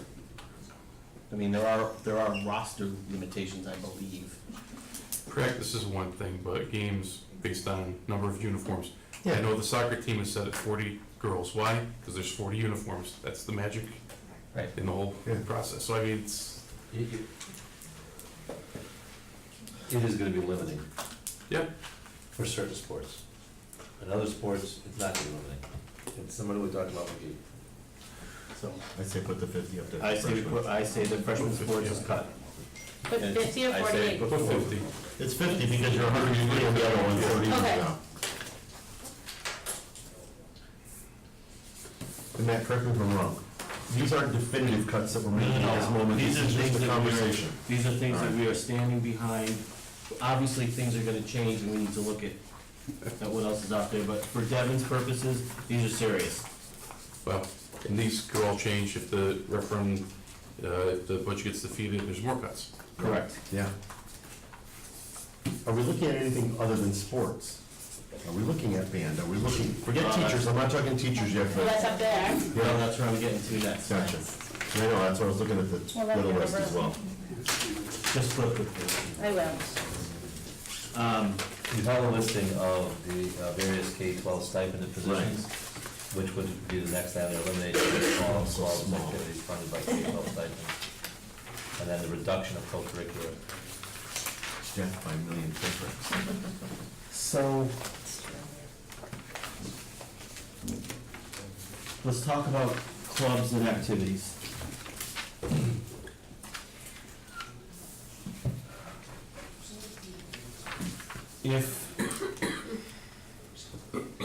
If we are talking about athletics, in order to be equitable, should we not also be talking about those clubs and other things that meet after school that give students opportunities, things that come to mind, and I you hate to say them, but, is band, is, the robotics team, They don't get any is money. the, Is robotics completely self-funded? 100%, they are not even a line item on here. All right. And that's something that we've said every year we were gonna put in and stop talking about it 2 years ago when Tim Sauter got on. Drill teams, Say it.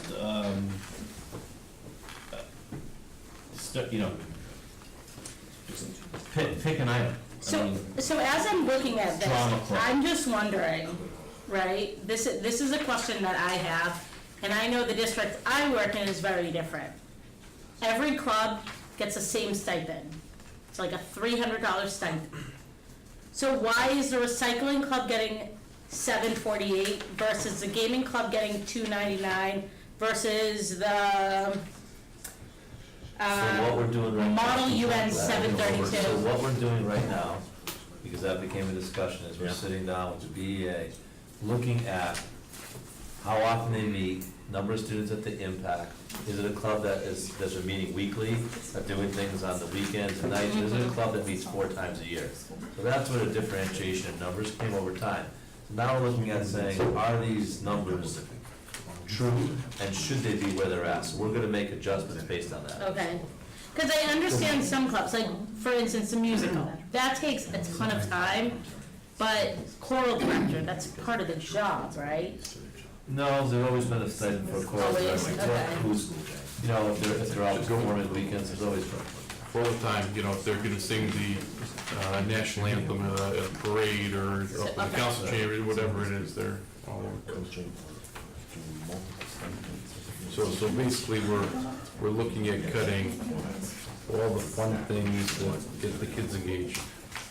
But yearbook is also on here twice. This is split stipend, I believe. Look into the names. Yeah, it's two different names. Wasn't she there for the good job? She might also be right. It's That's an awesome deal if you're the, since it's also a course offering.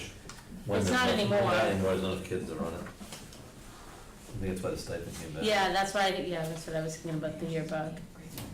I understand why class advisors get, that's a lot of work, the stipends, Yeah, people will.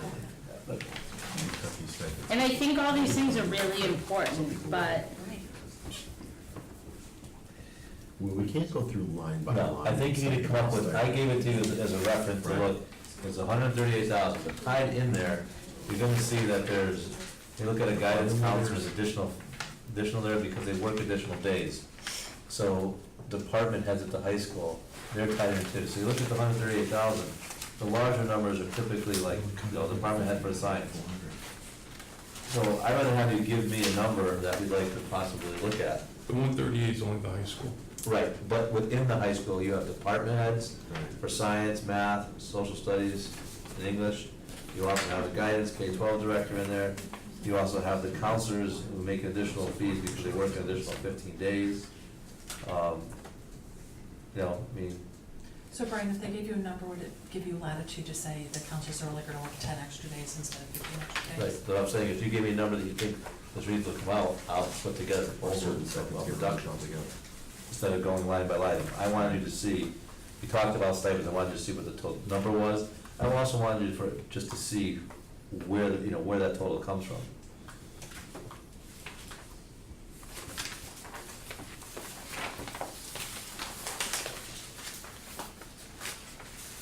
My instinct, and I don't even know what the number would be, I would rather cut stipends in order to save one teacher's job.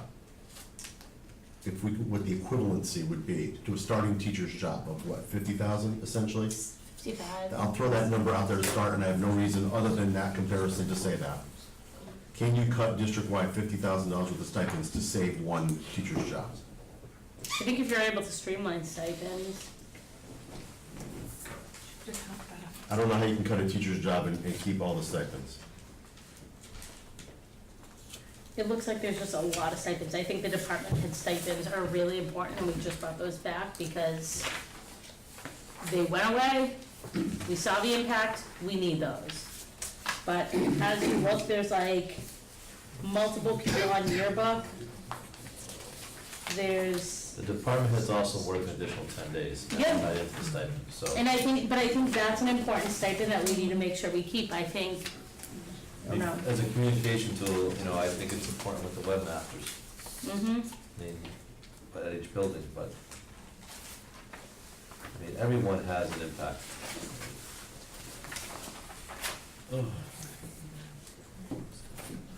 So the whole, this is all combined, it's approximately 220,000. Right.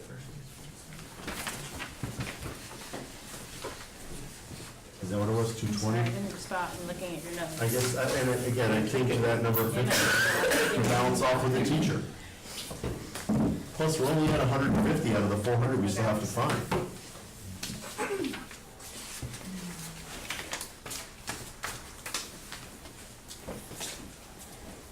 Did you give up? No, I'm just, As like, you guys have to as a placeholder, I put $50,000 down. Just for, I think it's a reasonable amount. I don't want to cut any, well, there's probably a couple that I would want, but I don't want to cut $50,000 with the stipends. It's going to impact people's jobs and the kids that we're serving.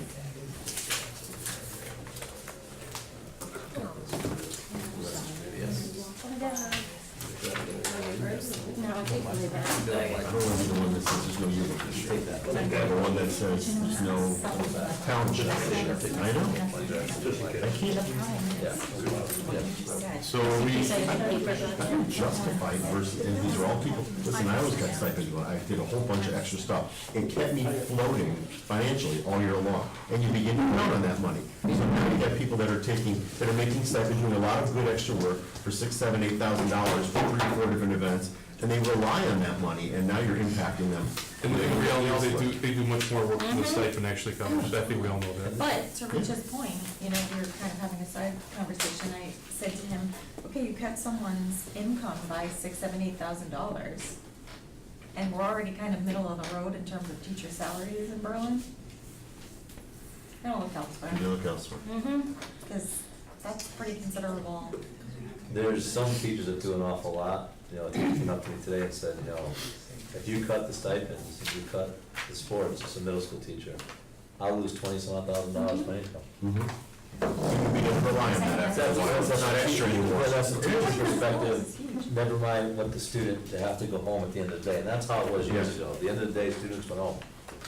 But on the other hand, there are teachers out there doing stuff, not getting stipends, like robotics. They don't get anything, and they're spending at least 20 hours a week extra doing robotics and getting them to competitions. So I'm not saying that they don't need them, I'm just saying there's no equity in this. Like, as I look through these numbers, it just seems random.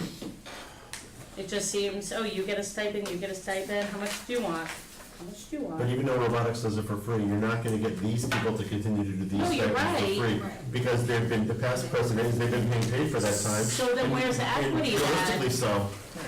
Do you know what I'm saying? Like, Well, there is no equity when you're talking about cutting things, right, I think that if we're gonna address stipends, and I believe that we should, to Rich's point, if it's a difference between a teacher and a stipend, I wanna have the teacher in the classroom. mm-hmm, And if that, unfortunately, if that means that some of the students don't get to participate in some of the clubs that we end up reducing, taking those clubs out for whatever reason, that's where we are today.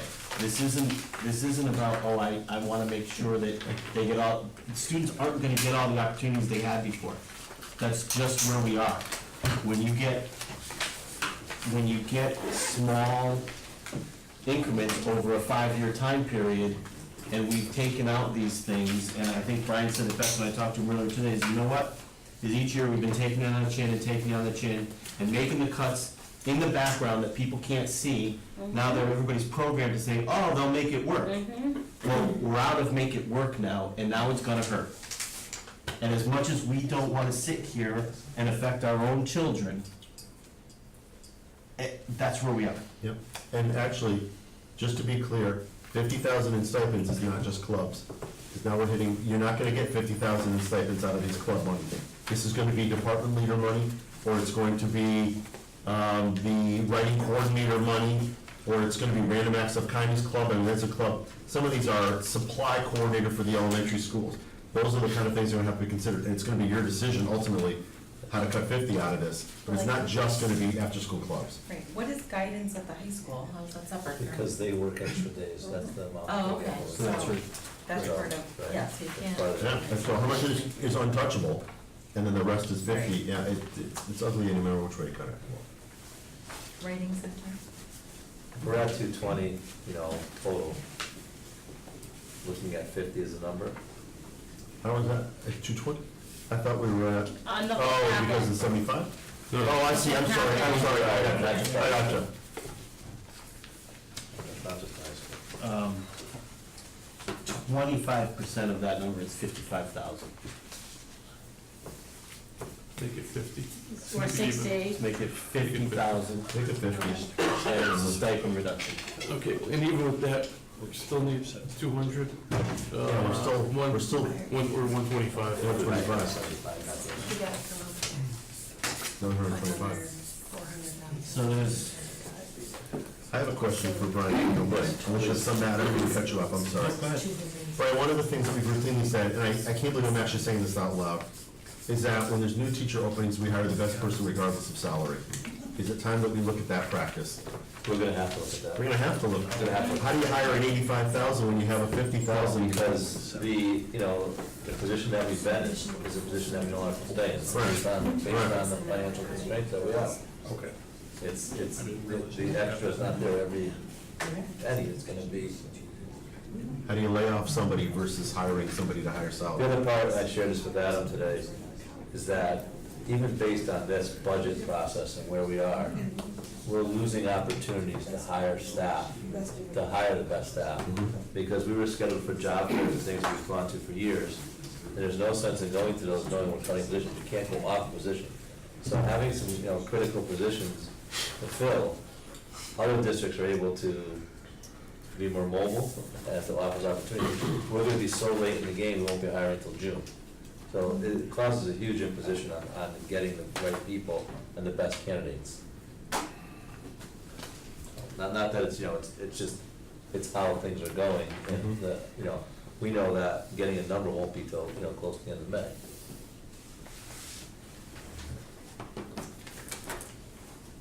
All right. Brian, can you give us an idea of what elimination of co-curricular activities would look like? Well, we've touched on sports, the stipends. Do we look at band, musical? Do we go look at those areas? I think I was specifically thinking of the things in the elementary schools that are like art and music. Okay, that's not a co, so those would be what we call the specials, Okay. or My bad. so specials in the elementary, we're talking about, electives at the high school, and we call them exploratories at the middle school. So you're talking about anything outside of the reading, writing, math, that's like science. So let's talk, does anybody have a stomach to eliminate specials at the elementary school? I think we already have though, I think we already have in past years. Last year, we already cut the art teacher, right? Yeah, but there's still art. There's still art, We would right, have- cut, and then. Well, we have because they FTE cut the high reduction, school and right. pulled them down. Well, we stretched some of that we had and covered the FD. So we've not eliminated any programming at the elementaries last year or the year before. I don't think, There's not, in the elementary, you have your music, you have your art, you have your media, right? And then you have your tech integration, your tech.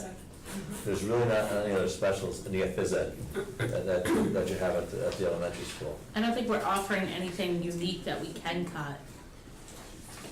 Well, we have to. So you There's could, still more to cut. There's still We're more not to there. cut. We're not there.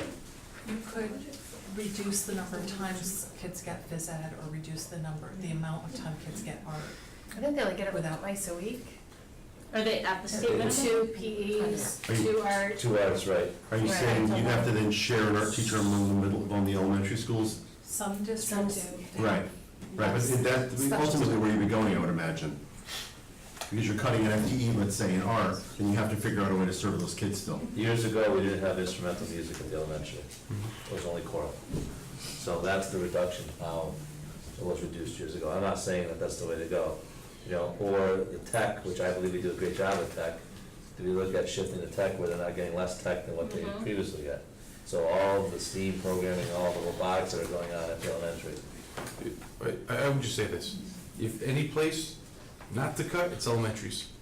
I mean, that's your foundation, that's where you're exploring and learning and getting your foundation. I mean, I just can't see the sense in cutting at the elementary. And we That's have- my personal, I'm I not an agree. educator. No, I agree with you, I think I agree. Unfortunately, a lot of folks look at it like, well, what were the most important classes you took for what you took in high school in order to get into college or wherever you're going? But I learned everything But I I need agree. to know in life, I learned in kindergarten. They've written a book on it, or a few at this point. Okay, No, I so, agree with you, but I feel like we've already done that, not just in Berlin, but collectively as a society, we've eliminated science and social studies for the most part at the elementary schools. So now we're just gonna be teaching math and language arts. Reading.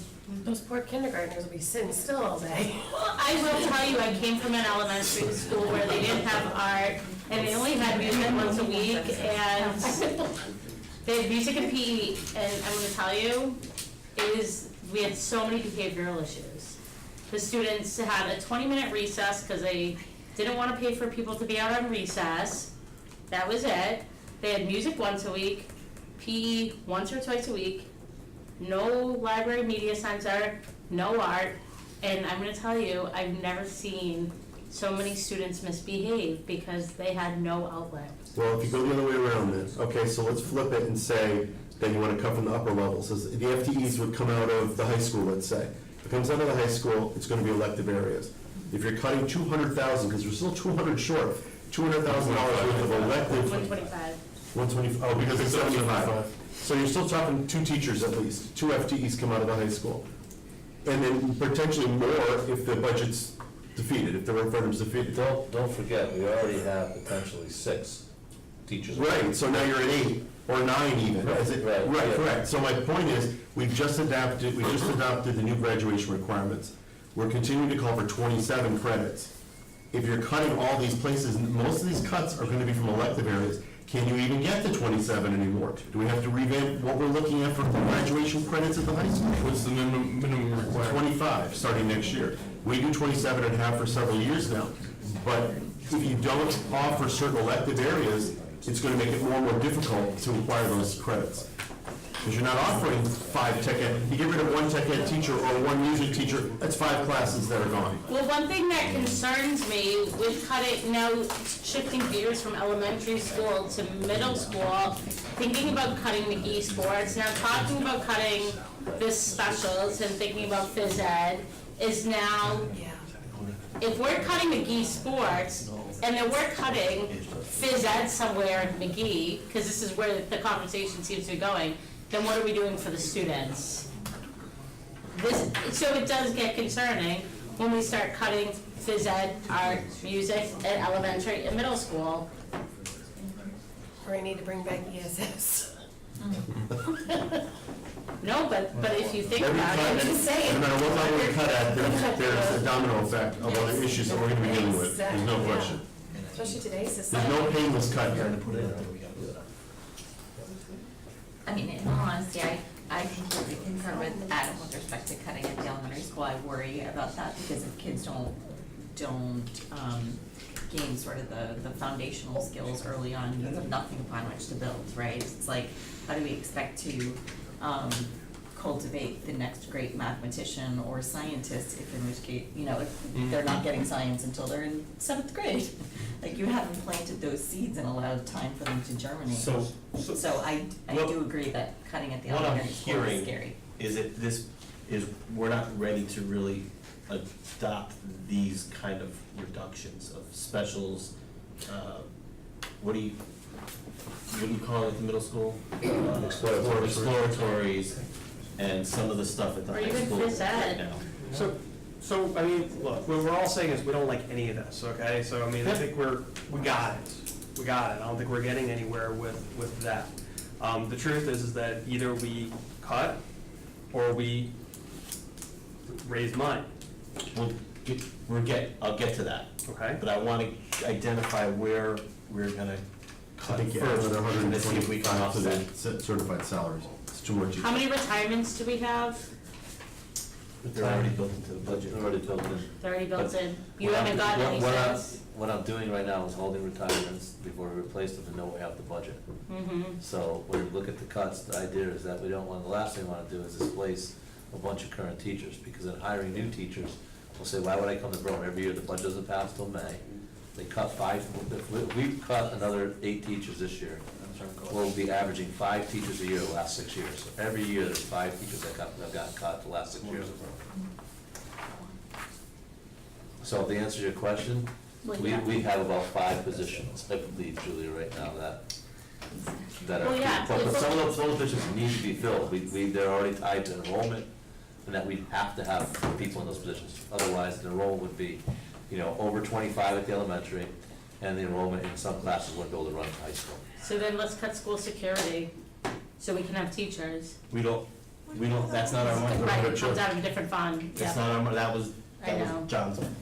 that was it. that was John's Sorry. point. It's been a long day. All right, so I'll put it on the table. Move certified salaries and benefits to 625, not 500, and there's your 125. And leave it to Brian to determine the FTEs. Before we go there, I want you guys to consider something. I want you to Good luck, Brian. The last 5 years, we cut 22, now we'll be up to 30, no big deal. That's 5 years, Julia. I want 2 other things to consider. And Brian talked to me about what this is gonna look like, is we do have a 10-month administrator at the middle school. That, it's an assistant principal that we could reduce. Reduce the what? 0. What's our current administration in middle school? 1 principal, 112. 1 12-month, 1 10-month.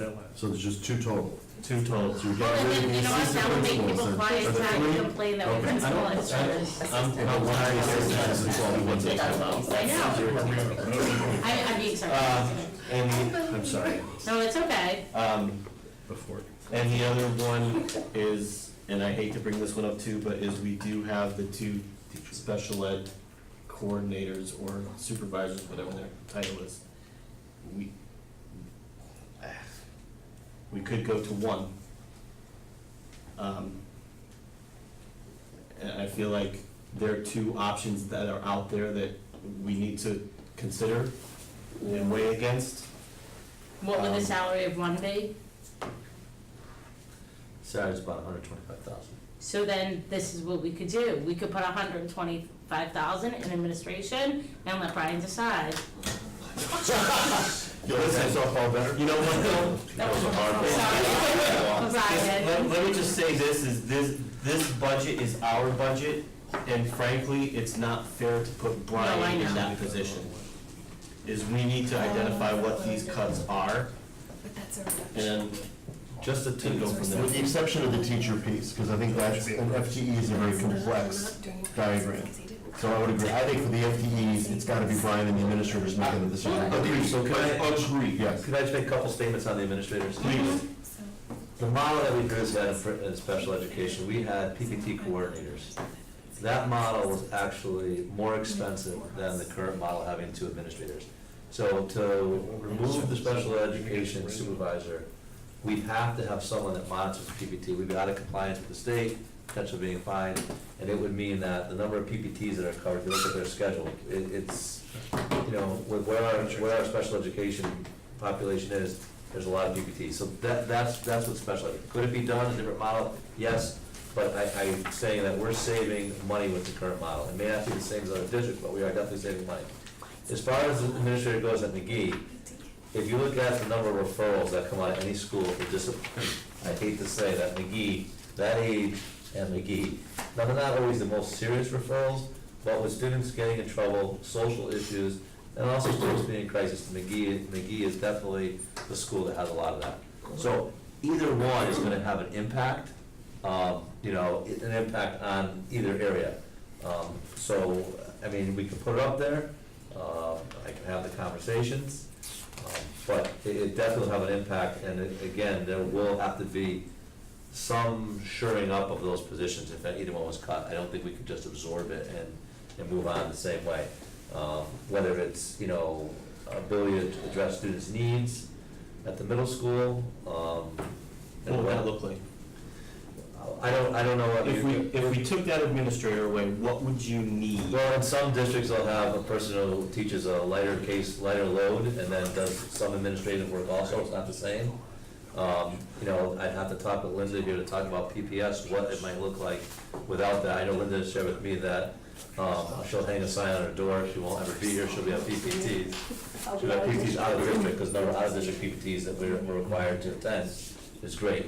So, you know, at McGee, the ability to do more of the work and not just in PPTs, because administrators and all the PPTs at McGee, and handle discipline, that assistant principal won't handle exclusively discipline, that would be most of the day, the number of referrals that come through.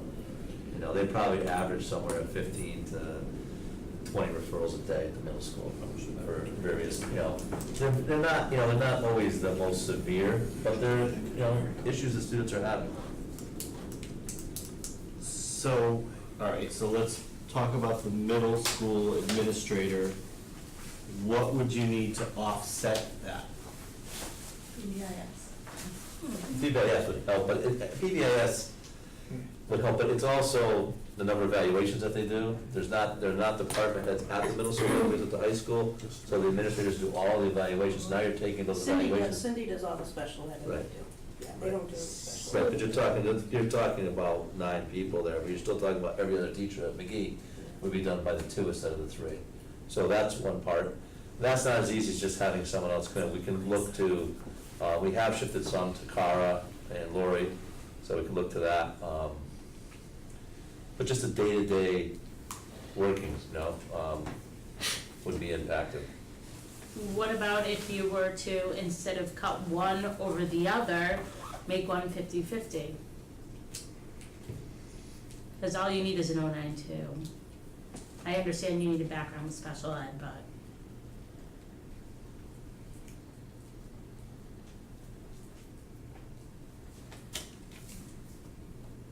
Yeah, it's a different model to think about. I think it would be maybe a bumpy road at first and a tough transition. There are other issues, because it's a 10-month position and a 12-month position, and we need the 12-month position for special ed summer school to cover the, So in It covers this, the high school That's PTA. right, so in this scenario, that we would eliminate the 10-month position, and that 12-month person would have to cover 50/50 or 70, whatever it comes out to, 70/12, 7/12. Those means. But then it would just be a new position created in the person with the seniority, right? Is that how the administrative union works? You'd be eliminating the 10-month. The Be 10 eliminating the 10-month. But could people? Then you'd be eliminating PPS, would be a new position. But could Not it be- sure. Oh, they can't bump it. Right now, is it current practice that the administrators, the APs of the middle school, principals at the elementary, do they go to PPTs, or is it only the special ed coordinators that are going as the administrators? Administrators go also. Okay. What happens to the person in the 10-month if we eliminate that position? Are they simply out of a position, or do they have the option Unless to there's some bump position into opens up. the teachers? I would offer them, if I had a teaching position that they were qualified for, I would definitely offer that position. I wouldn't wanna just bump them out. What if then, through retirements, vacancies, whatever is gonna happen in the middle school, do similar to what we did at the elementary school with the teacher leader?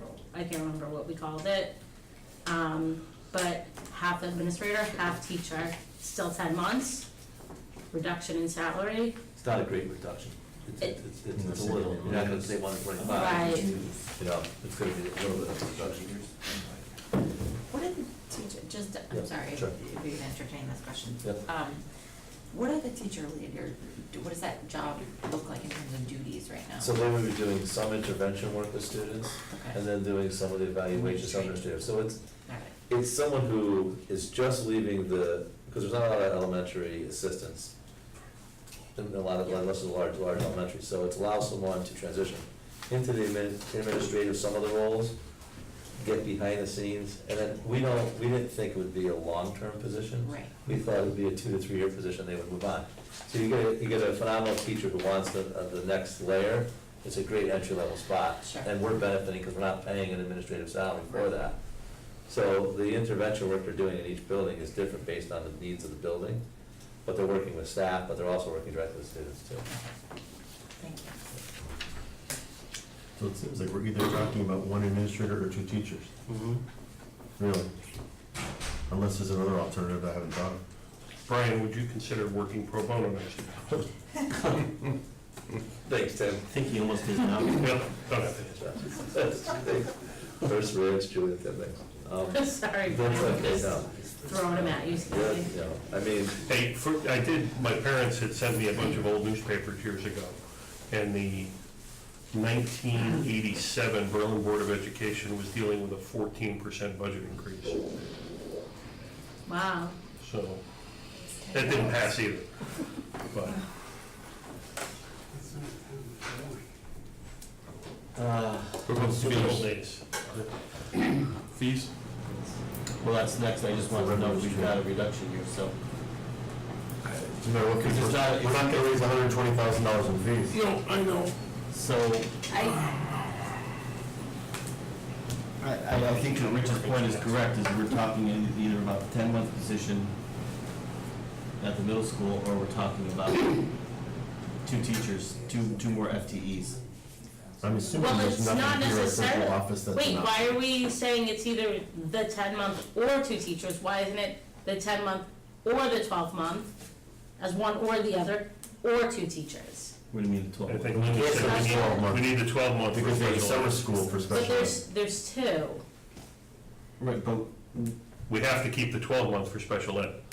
And we already, I thought So that we we would just either- addressed that if we take, because of how many meetings that they have to go to now, if we take it out, they can't cover everything. There's not enough, and in the old model, it would cost us, if we went back to the old model where they were, what were they called?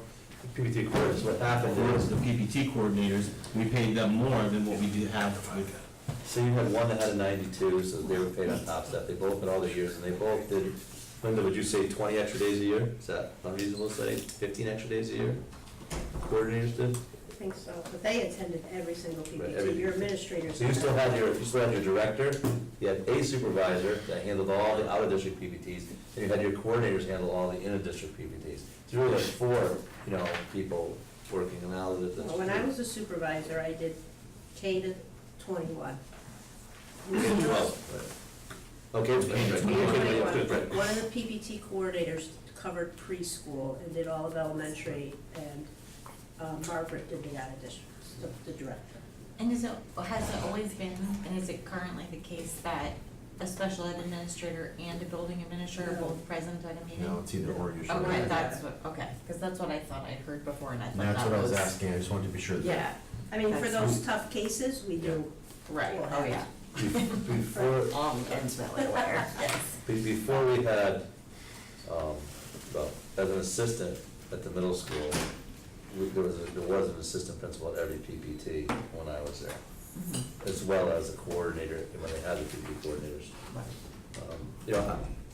I think, if you're looking at administrative cuts, then you're willing to, let me look at what model would best fit, if that's what you think it should be. I mean, So I guess my question is, right, and this is, I guess, where I stand, and obviously I don't wanna cut anything in education, but if we're cutting certified salaries, we're cutting teachers, pulling them out of the classroom, we're cutting special ed significantly, more than anything else here, right? Then we're cutting supplies, McGee, freshmen, stipends, how are we not touching administrators? I'm not saying we have to, but it just, again, we're getting rid of teachers, we're impacting students. Is there any leverage, is there anything in there? Other than Brian working pro bono, which isn't gonna happen. well, I think, I think the answer is just what Brian said, and that's that if we're gonna take out an administrator, then we put the number down and let him decide what model's gonna work. That's very sad. Because I didn't wanna dump it on him, but he just volunteered, so that's a whole different. so that's my job. Tracy. I was actually gonna agree with her. Ask that question. I was gonna ask the same thing. Not that I believe we should, but I feel like we're impacting kids so much. Is there a way to? And it still impacts kids, right? It does. Because now, not as many kids are gonna be handled from a disciplinary point of view, all I know. of that's gonna take longer. There'll be more Berlin Buzz Facebook posts about I don't buses. care about, I Okay. don't care I'm about. kidding now. I just want to say one thing about the administrators. Administrators, right, there's 18.6 administrators in Berlin. So when you take one out, you go to 17.6. You're taking 5% of the administrators out of the district, right? So when you take staff of 5 out of 240 something, it's not that great. So you're taking a whole position out. You know what I'm trying to say? The magnitude of that is large. And we took 2 out last year. Last year. And one the year before, right? No. No, we Oh, shifted two, last year. last year, year before, Last year and the year before. Last year and the year Shifted before. one. There may not be, I just have a question. Yeah. Last year, we took out the 2 assistants, and we replaced them with team leaders, Teacher leadership. teacher leaders, okay. Is there a way we can kinda do something That's what I was like? saying, that's what I was saying. That, Where it's like- not a full or Right, FTE. like it's a, partial, so you could say, yeah, there's a savings, it's not gonna be $125,000, it might be Right. $50,000 savings. okay. But I would like you to let me talk and, think about how to do that, and come back to you with I was something. just curious. Yeah, there's Something definitely, there's a definite way, that's what I'm saying, not taking the whole position, because the magnitude is greater than 100%. What's the 0.6? What's up? The 0.6 out of the 18.6? Denise Parsons, HR, is shared Yes, between he's the in town and us downstairs, so that's the 0.6. Yeah. So, before we get to the next topic, is if we're taking administration out, we need to put a number up on the board that's there. Are we taking Would it it make out? more sense to put it in the sort of like salaries, which includes administration? But if we talk specifically about But admin, it's particularly looking at admin and isolates it that way, so we understand what it is. Brian, does the 10-month make more than 100,000? Yes. And I think that's also, to Matt's point, important for the people in town to see, right? Because this is written down. They're gonna see 600,000 in certified salaries and say, teachers. It's not, you know, it's a different bargaining group, it's a different contract, it's different We position. can't take the whole 100,000 because he needs something else for the model. I was gonna say, Unless the what are you model gonna- changes. Are you gonna take 50? Is it 75? I mean, I don't know what the number is. If you're looking at a different model, of the 125 to 50, could the position be filled at 75,000, so there's a $50,000 savings, or? It might be able to get 50, 30, 40, I mean, I gotta see what we can work with, how much of it has to be administration still, and how much would be. The difficulty is you're not gonna find, typically you're not gonna find a .6 person to come in, you're gonna have to have something else on that to make it a 1-0. How many kids, what's the student population at Leafy Branch? Do you know? Yeah, we're- 700? Yeah, But why- about around 700. A lot. 700. I wanna go revisit Julia's model, is why can't we take that position and take a reduction, somewhat of a time reduction on the special ed side and use it in both places? You mean one? To redraft it as an assistant principal / PPS supervisor that would do secondary, and then, they would be at McGee. You might be able to do something like that. I mean, it's still a matter of the person's time and, Because then we're talking about a $100,000 reduction there. The candidate pool may be very shallow with people who have an expertise in both areas, Might be someone from within. maybe.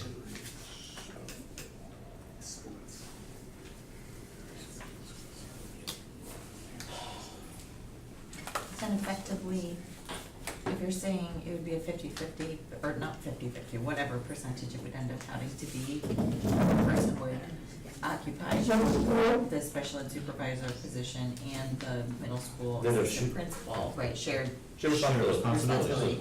So the individual's time to, like, some portion of their time would be sitting both as the assistant principal and as the special ed supervisor in those right, meetings. which would be, right.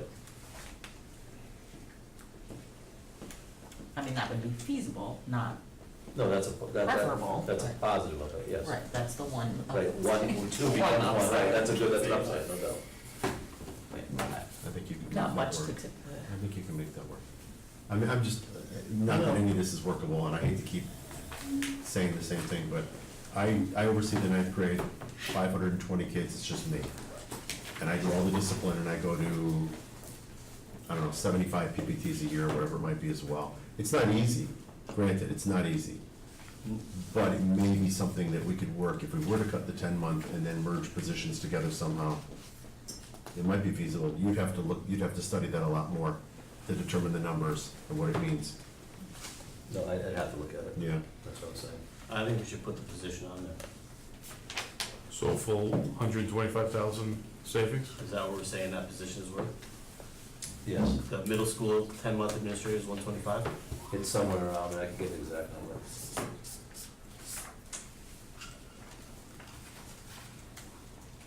Well, we got our 1.7. Yeah, we need more. 125? I know. That was just to get to heat, that's just I to get know, to where I know. we think we are. We need more. Can I ask a question? Absolutely. Middle Off this- school off this administrator, topic. or just administration? Administration. 10-month. 10-month administration. When we Could looked just- could at, just say, okay, one. sure, Administration? Sure, administration. Administration. Yeah. Yes, sir. How much structure. when we looked at the elementary schools and did the study, there wasn't a savings at the time by closing Hubbard. One suggestion they did have is doing a redistricting to shut down the temporary classrooms that were in Griswold. So that would involve redistricting, moving people from Griswold into Willard, moving some of those students from Willard into Hubbard to redistrict. Is there any savings associated with closing down the temporary buildings? if we did that. The savings would be mechanical savings, you're still gonna need the staff.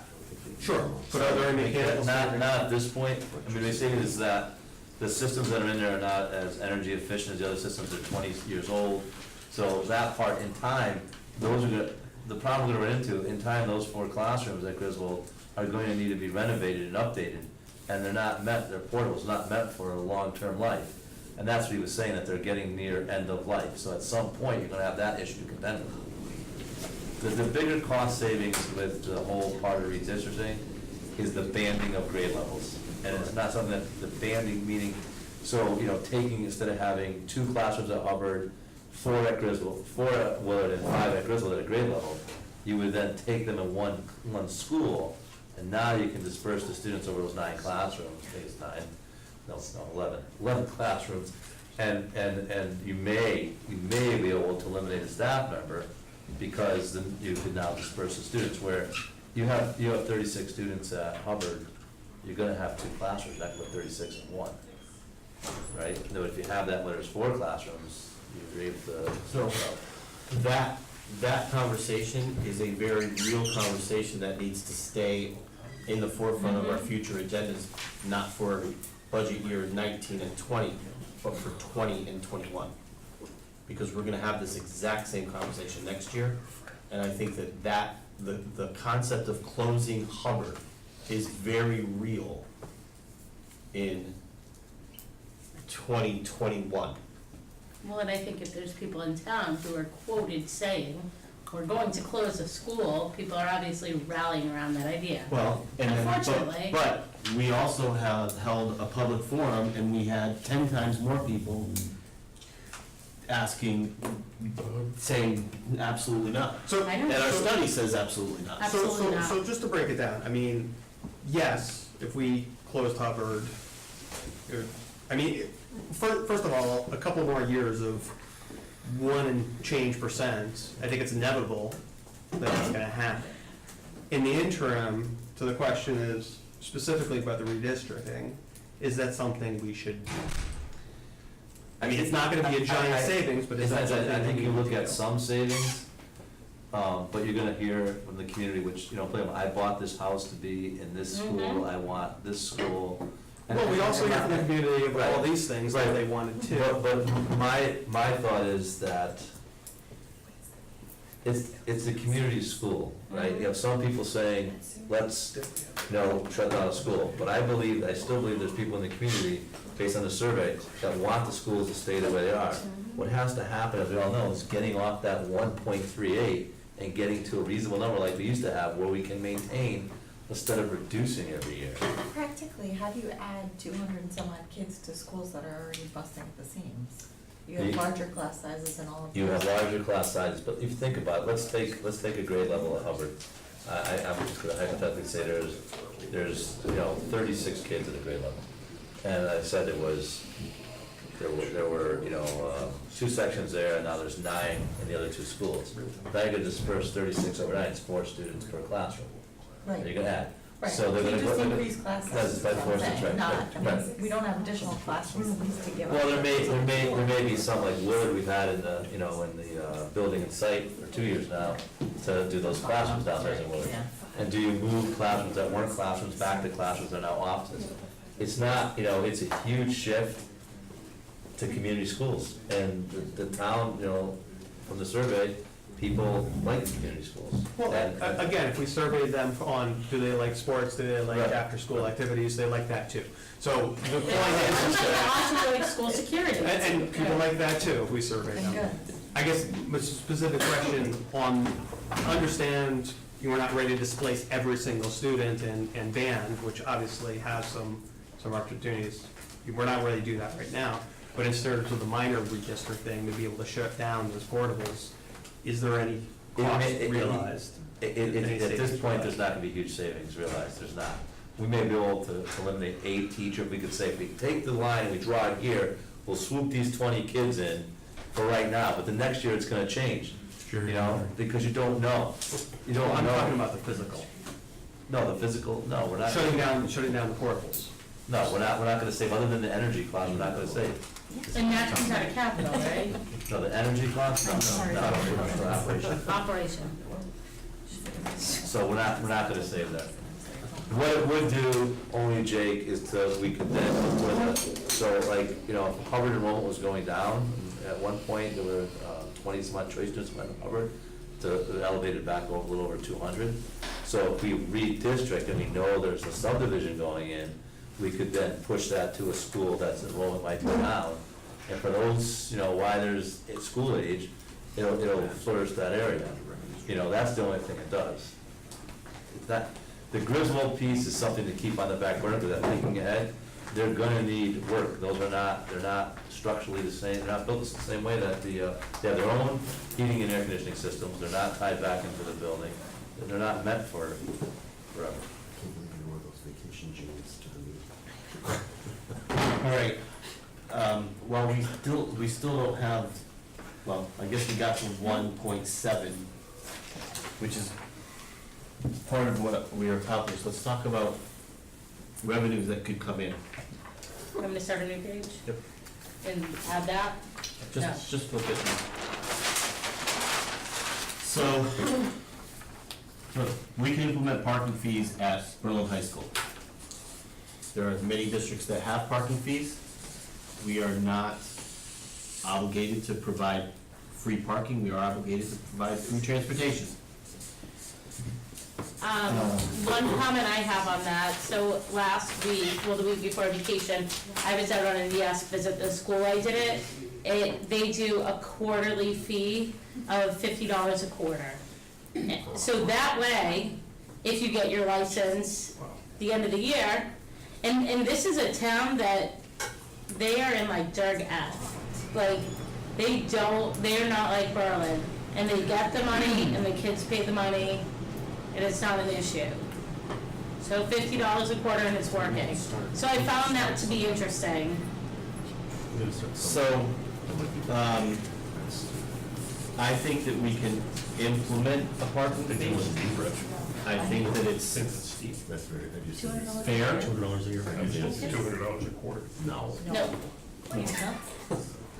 How many spots do we have? Do we have a number? And what I would say to this is, I'm not saying that we start at $200 a year or $50 a quarter, but I'm saying that we start somewhere.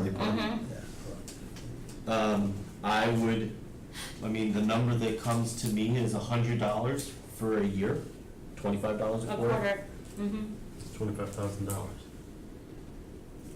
That way, It's if probably students get their license in the $20,000. winter. Yeah, because you're not gonna have, buying all 4 quarters. Correct. It's Yeah. probably about Right. $20,000. Rough estimate, $100 times 200 cars for the year is $20,000 that we could have as a revenue stream coming in. Does that offset any one single line item on the other side? No, but it is revenues that are coming in that help us offset something. And I think that that's what those are the conversations that we need to have. Well, the hard part is that somebody has to police that, which would normally be an administrator. That we just That we're eliminated. But somebody's gotta pay attention, because otherwise you'll have kids parking and not paying anything. And Well, that's That's part of our We security. were just asking that. How are Security, you but doing that? that would be part of the responsibilities for the security people that we would be Yeah, you're doing right, that. you're right, you're right. Does it make more sense to do a semester and do 50-50, so it's not as much accounting? Sure, we can administrate it any way we Right. like. So, We don't currently restrict. Just add our in seniors 50 a or anything, don't semester? you? No. I think that's good. Families would get the But how do you implement that? Through stickers? Yeah. Yeah. So every semester they gotta get a new sticker? That's it, yeah, halfway through the year, you have to get it, or you buy, They get one now you anyway. buy it for the year, you're driving for the year, buy the $100 one. But that just allows someone who gets their license to Half a drive, year. to not pay $100 for the year, they're giving, they're only paying half. Oh, They have to true. get- they have to Okay. get a parking That was permit. above that. Especially junior, there are a lot of kids. Yeah, they have to have a parking permit now, it's just free. So we're anticipating, should we put the number we're anticipating to get $20,000 from that? Is that fairly correct? It's fair. That's not your math right here? That's my scratch math, yeah. Yeah, okay, just checking it's your math. That's my math. And we can talk about paying to participate for co-curriculars, not just athletics, but if you're in the play, there's a fee. There's, I mean, for all of the, for everything. You're shaking your head, Brian. No, it's just, I mean, I know it's, we're going down the road, I hate when everyone doesn't have equal opportunity and it comes back in a public school. It just seems so against what the public school. I've never been in favor of pay to play, or pay to participate, whatever you wanna call it, because really, the next thing it's gonna be, you're gonna be buying your own textbooks or offsetting the cost for the textbooks and supplies. I mean, I just, the parking thing, I guess I could live with, because that's a choice, but to ask people to pay to belong to a club. $20, I just- $30. No, any money doesn't make, I don't care what the dollar figure is, I have a problem with it overall. I just don't think it's Right, right. some of these activities are already fundraising, you're already paying. I mean, when the kids are in the drama club or they're doing the play, they're all mandated to go out and fundraise to try to augment, because we're not funding it completely as it is.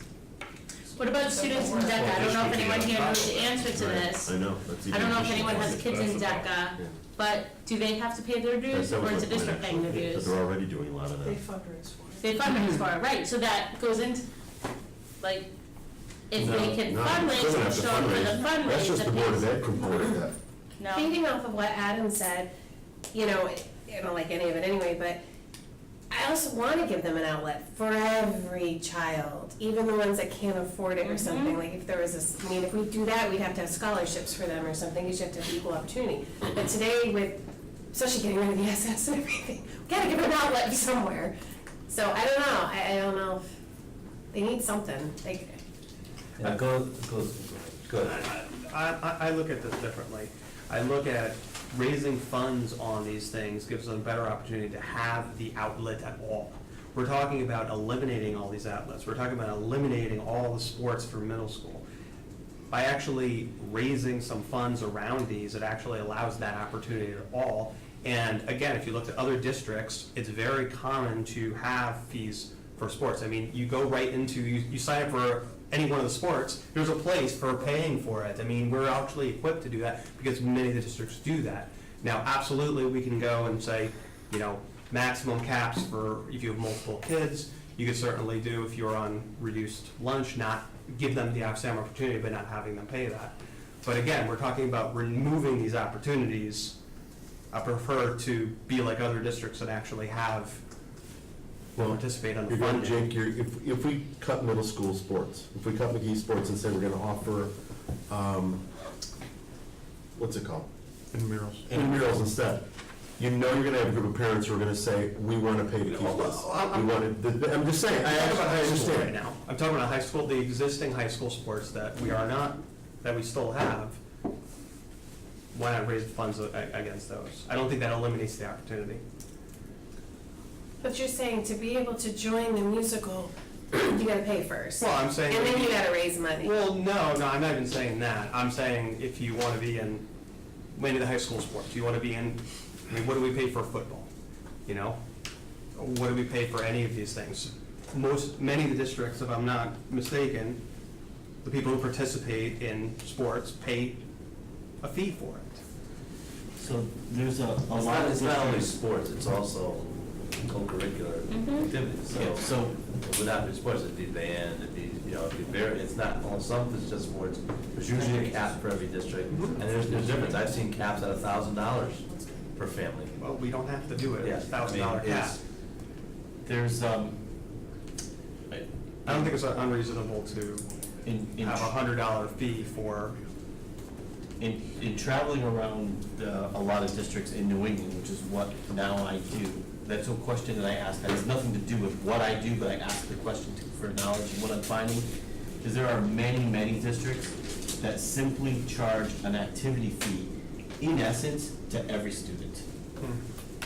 So, at the beginning of the year, it's $100, and I'm just throwing that number out there, whether you're. To participate It in covers anything you want. like everything, right?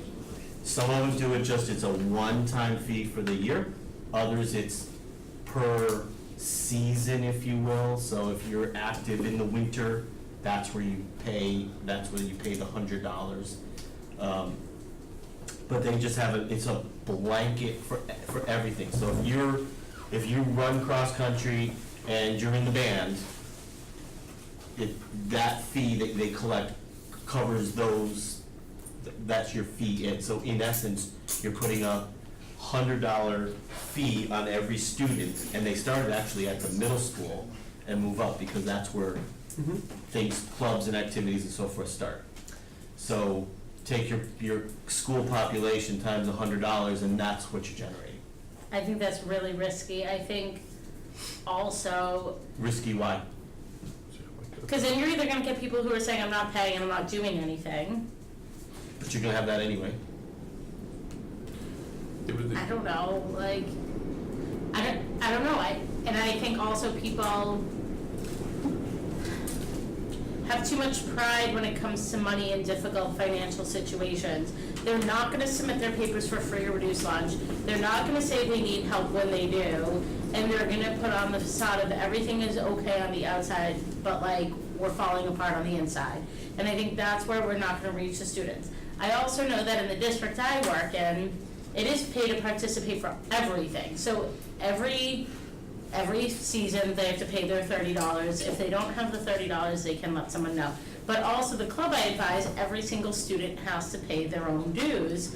However, if they participate in the fundraiser, that money can go towards their dues. Except, because of this, for sports, for bands, for clubs, for everything, now there's limitations on how many fundraisers every club is allowed to do per year. Every sporting club, and they're limited, and they have to do that because now you're draining your whole entire community. You're draining your neighbors, your parents, your everyone. So everyone has to pay. Oh, if you don't want to pay and want to fundraise, but now, like, we have limits on fundraisers. I know Berlin doesn't. Yep. Yes, they do. Yes, we do. Absolutely. Do they? Yes, absolutely. What are they? Each sport is allowed one fundraiser per season. What about clubs? Clubs, I don't know. There you go. I don't know about clubs, sports, There you go. I don't know. Well, that's up to the principal. They don't just do a rule. And everything I just Right. said sounds very confusing. But I think it says Just right do that here. tonight. I really feel, I agree with that. I'm just, in my gut, I feel very uncomfortable about charging families too, and for the reasons that you stated, Brian, too. I feel like it does create sort of an unequal, but not sort of, an unequal opportunity. I guess for- the other position It is just that doesn't feel like honest public if education. you had students and they went through the district, your taxes funded athletics and co-curricular. So now the next generation, you're gonna make those families who have students in the district almost pay, it's Pay on additional top. tax on Right. top of something that others got back then. It may be, sign of the times, whatever, but it just feels. Well, and let's not forget, according to the latest numbers that I saw in the paper, a decent number of homes in this town are gonna have their taxes increased $300 to $400 at least. And I have 3 kids. Now, my kids are already through the system, but if I had 3 kids in the system, that's another $300 that I gotta pay out, in addition to the $450 that I'm paying in additional taxes. But then if you're struggling to pay your mortgage, then your kids aren't gonna have these Those opportunities. numbers that you're talking about don't touch any of the things we I just know. took out of the system. I know, Well, and so that's part of the problem they're is, not putting back anything we're taking if we out. sit there and look at the McGee kids, 350 unique athletes, you're looking at just a hair under $300 per kid to fund the $103,700 of McGee sports, which is exactly where those 350 kids' parents are going to expect that money to go. Not to any of the other reduction items on page 1 of teachers and administrators and things like that, which is where we're probably thinking Pool of money. the pool of money is going to go. Exactly. If we raise $103,000 from McGee athletes, families, they're expecting the athletic programs to continue as they are. And that's not going to. That was what I was saying before, which is if we cut McGee sports, you're gonna have a group of parents who are gonna say, we want pay to perform, pay to participate. So we'll pay. Tell me, yeah, we are willing to pay. How do you do it? Logistically, it becomes a nightmare, but you're gonna have to figure some system out. But that's the issue is, this revenue item, when it comes to co-curriculars, whether it's athletics or not, are gonna be limited in many cases to that item. I don't know how we can People are gonna rush back I don't and say, know how "We're we not can gonna do it." do, without putting something back that we're taking out, without having a direct connection like you're talking about, something that we're removing. I don't know how you can do the $100 or whatever it is. Right. Because that means money that goes into the pool. The idea, I'm sure, would be, all right, if we can raise 125, we'll put the 10-month administrator back. I agree, then go out and But curriculum, want that money. co-curriculars and athletics is not gonna be Yeah. okay with it. We're just gonna wrap this, tighten it up a little bit. What is the goal tonight? We always put these items that we are willing to back. Okay, so you've got 170,000 in cuts. You've got 20,000 in revenue. 1.7 million. Got 1.7 million. 1.7 million in cuts. You've got 20,000 in revenue. What else are you looking for? The only other revenue stream that I see is to charge the preschool peer models that come in. I don't know what that It's means. a small number. It's like So, Brian, talk to that, please. So our preschool is a half-day preschool, there's peer role models that get to go for half a day for free. I did speak to Linda about this, and Linda, you could share here that, Linda thought about this, but implementing it for the following year. It's not- We already told our parents that it's free, but. Yeah. Yeah, and So there's so, no impact. it's not a huge number either, it's really not good. Linda, how many role models do we have? You do AM, PM? 25. Could you increase it? Um, No, not really. Rocky Hill, I did some, Rocky Hill charges 2,000 for the year. Ellington charges AM one fee, PM another. So it's anywhere from 2,000 to 3,000 I per mean, kid. this is just anecdotal. No but, you know, transportation. Right, but in speaking with other parents, a lot of people would be more than willing and happy to Yeah. pay $2,000 a year. I was just saying, I for would have preschool done to same as go. the peer. Absolutely, because Totally they're would have paying for paid. it in daycare and other. And it's a lot cheaper than daycare, that's like a month's worth of Yeah, daycare. it's crazy. So that's $50,000 next year, at $2,000 a kid. I mean, I'm just saying, I don't think it would be something that people would balk at. I don't either, I just wanted to give them more warning, because we Yeah. already talked about If doing you already told them that. it's free, we don't care to change it. No, and people don't have to submit to the lottery if they know that that's That's the voluntary, any cost yeah. associated. I think we should do it regardless, it's the timing, Yeah. So, because more and more districts are doing it. Do we add this up here for the following year? well, I mean, This is for this year. I wouldn't put it up there for The other revenue source, it won't go to us, but I want to share with you, we tried to do it last year to, the Y was using Moreland for their summer camp, Thunderbird, which used to be at McGee. We tried to put it back at McGee last year, and it was $20,000 in revenue from the camp using the school. There was a big issue between the town and, I thought that the school district would get the revenue, because it's our school. Last year, that the Park and Recs department claimed that there was a fee associated with renting the tennis courts, the soccer field, the softball field, the baseball field. So when it all came down, Park and Rec would get like $15,000 in rental fees for the fields, and the school would get less than $5,000. Does that even cover custodial? No, so we didn't move forward last year, they actually had a contract, they would have to get together. So this year, we're looking at renting, and it's Willard. I did speak to upstairs, and they're claiming that the revenue would go to the town. So regardless of the fields, the town's gonna get extra $20,000, which is great. I don't know if they're gonna pass it back to us, but there's $20,000 in revenue that will be gained by renting Willard for summer school. They'll use the lower level only. Camp? The fields, camp for Camp Thunderbird. So, I mean, whether it's offset to our budget or the town, there's still $20,000 that the town didn't have before.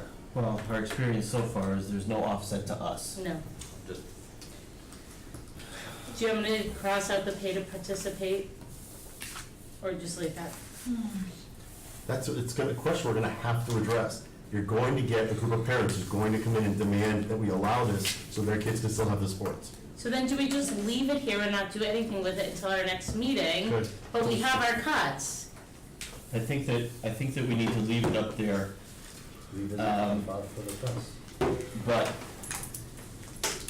there's $1.7 million, or 1.7, 1.7. yet. $1.7 million worth of cuts on there. As a board, do we stand by those decisions? Could you flip it back? Do we stand behind these as a board but I think it's super important that we recognize there's some risk up there too. There's considerable risk. Yeah, Because significant risk. I mean, the given the second line history, item, and we know, going. given the history and track record, I'd say we put another 5 certified salaries in there, right now. So just change it to, Well, you're talking about the additional You're saying cuts. change it to 100. No, you can't do that yet, though. Yeah, I wouldn't touch it. Wait till it hits, and then you say now more. now You're talking about the more. referendum failing, if it fails, is that what you Yeah, mean? so this is, Well, I know. So what we didn't do is at 1.7 is there are no pieces to move. If the budget passes as Passes. a, ends right here, as it is today, that's 1.7 million, and that's the action we're taking. That's what we're saying. and that's what we're doing. Correct. We're not gonna scramble and find money and fund things with end-of-year funds and. None of that, you can't. Can't, None of it right, can be. perfect. Even if there was money left over, Except none of it can be ESS. except ESS. That's the only Only thing thing there. because it's been That's the consecutive only years. thing, Also because it's a because it's a contract. Contract. Supplies and materials. It supplies, true. Supplies. 100,000.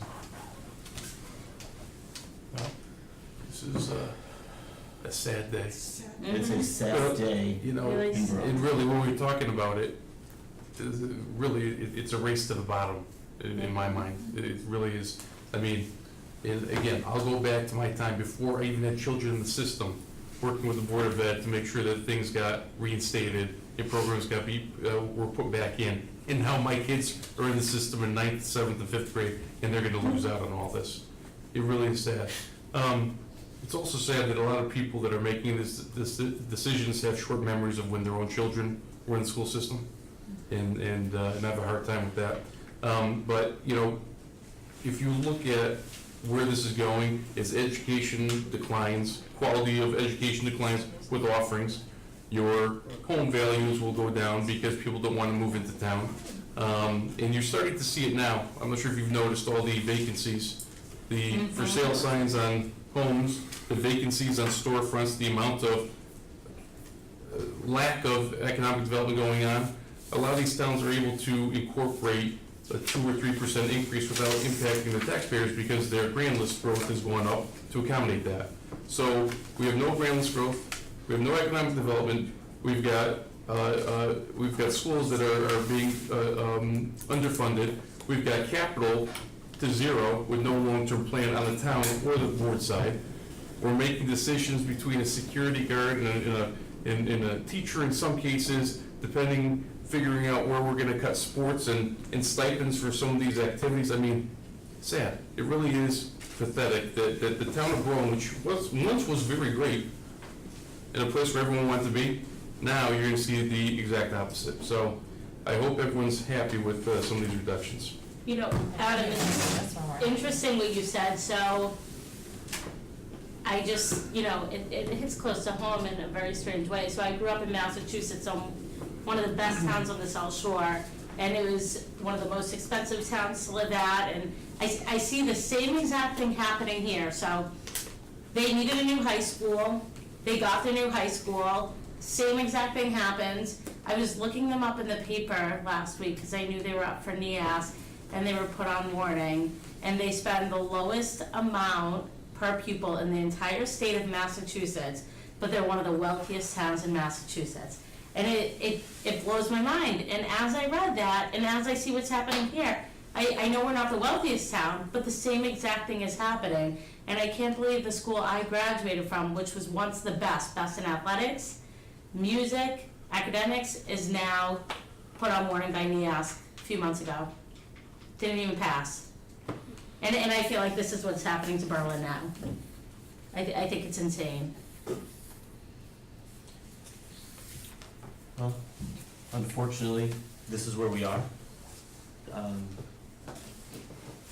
And it's a sad day for us. I mean, this is, you know, we had people speak and say, stand your ground.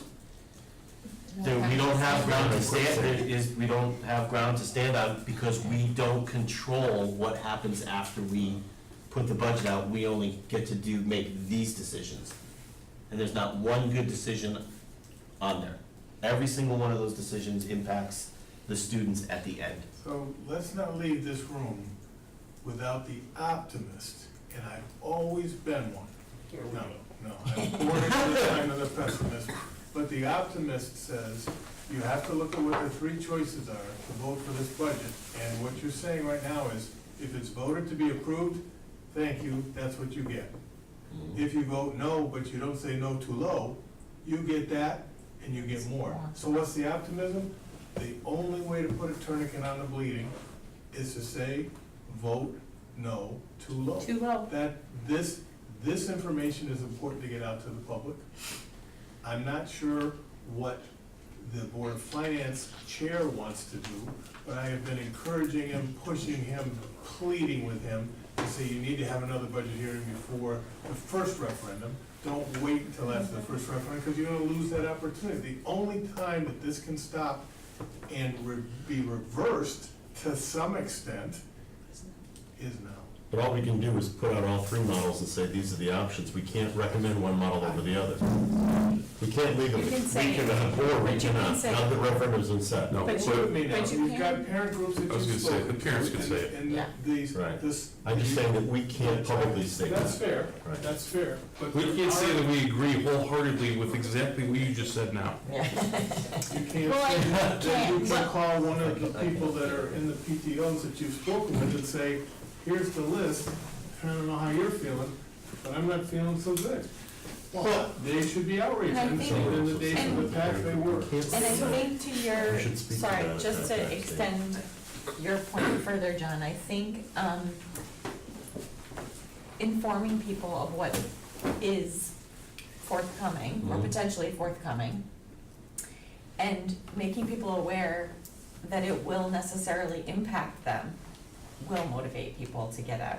That's the optimist in me, which is really tiny and speaking in this quiet voice right now, but I think that the fact that this will impact nearly every one of our school population. Well, may not be able to advocate or suggest way to vote. No, Isn't just it just informing folks. information to say that unless it is voted no too low, this is what's gonna happen? Is that not a We fact? can't say We as a board No, would not you- say that. We can't say that. That's not a fact? So We can't as say that fact? the, We can as individuals.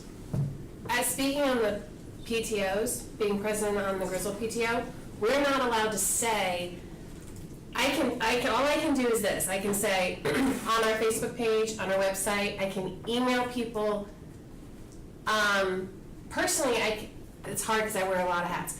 So I can say, if you agree with this budget, vote yes. If you think it's too low, vote no too low.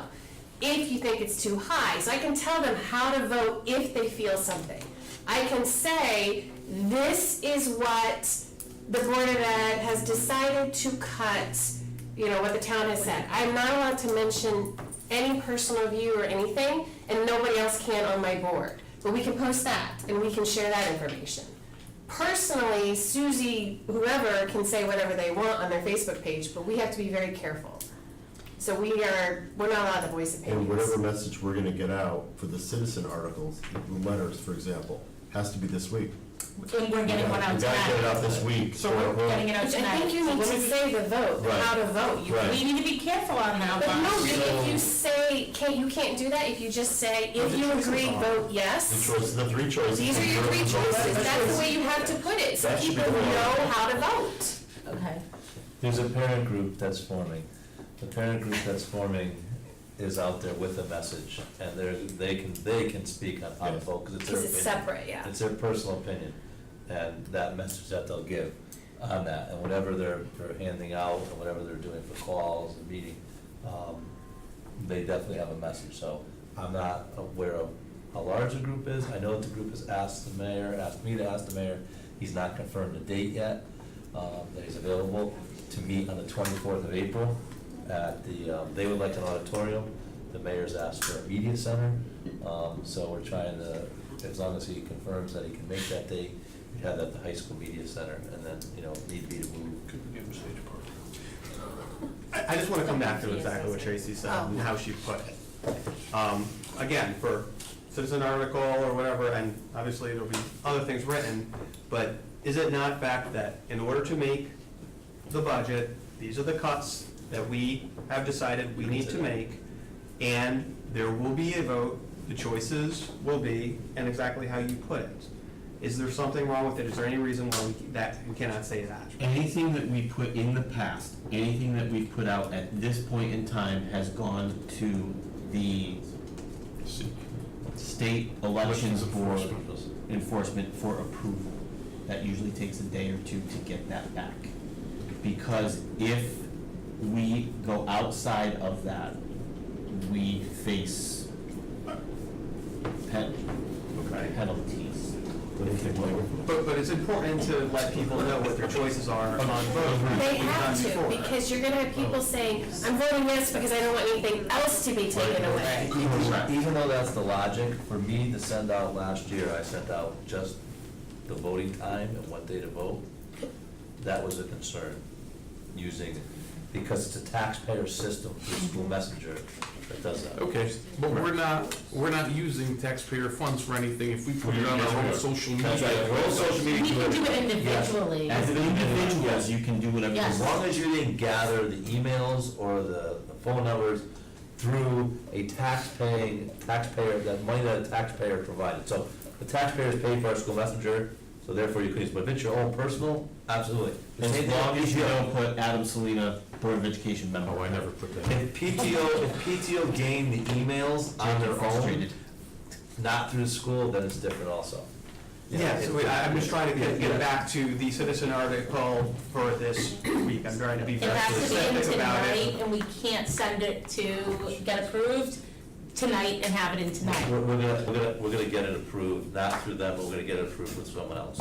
So as soon as we get done here, there's gonna be a phone call made, the person's already expecting it, it's our attorney, we'll get it cleared tonight. That, whatever we wanna say, we'll get that I cleared. mean, and again, we should say what the choices are, I because agree. walking into the voting booth and not knowing what you're gonna vote at, and what's gonna help. Exactly, if you want this is how you vote, if you want this, this is how You're you gonna have vote. public research, Okay. that's very limited.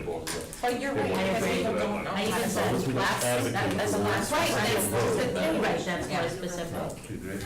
The other concern, to your point, though, Jake, is putting that list of budget reductions in to our position is a dangerous place because it locks us into those specific items. And if hypothetically, it doesn't freeze us into it, but it does tighten that noose in terms of that's the information that we put out publicly. Because if Brian gets 14 retirements next week, it changes the landscape of that tremendously. True, but as of this moment in time, this evening. But the argument could then be made, that, well, you gave me information about how to vote, which turned out to be inaccurate. Yes, but that's why the budget hearing was inaccurate as well, because everyone came up to a budget hearing when people didn't even know what the budget was at that I time. don't disagree with you, but So to have a the budget election hearing, commission. hang on a second, to have a budget hearing before the council actually makes its final reduction is asinine. It makes absolutely no sense to me why you would have a budget hearing before you know what the actual budget is that you're voting on. So, process, the whole process is ridiculous. The charter change, the whole process is ridiculous. So that being said, as of this evening, those are the cuts. That is the information that we can get out there. The other thing that's gonna happen is, we've identified these things, council's gonna cherry pick. They're gonna say, we're gonna give you $100,000 to put sports back in. So, But They don't get they that. can't tell us where it goes, so. as of today, that is absolutely accurate, and I think it's important to get out, and I just want to re-emphasize the point that Tracy made. People are gonna walk in, you walk into that voting booth, you don't have no idea.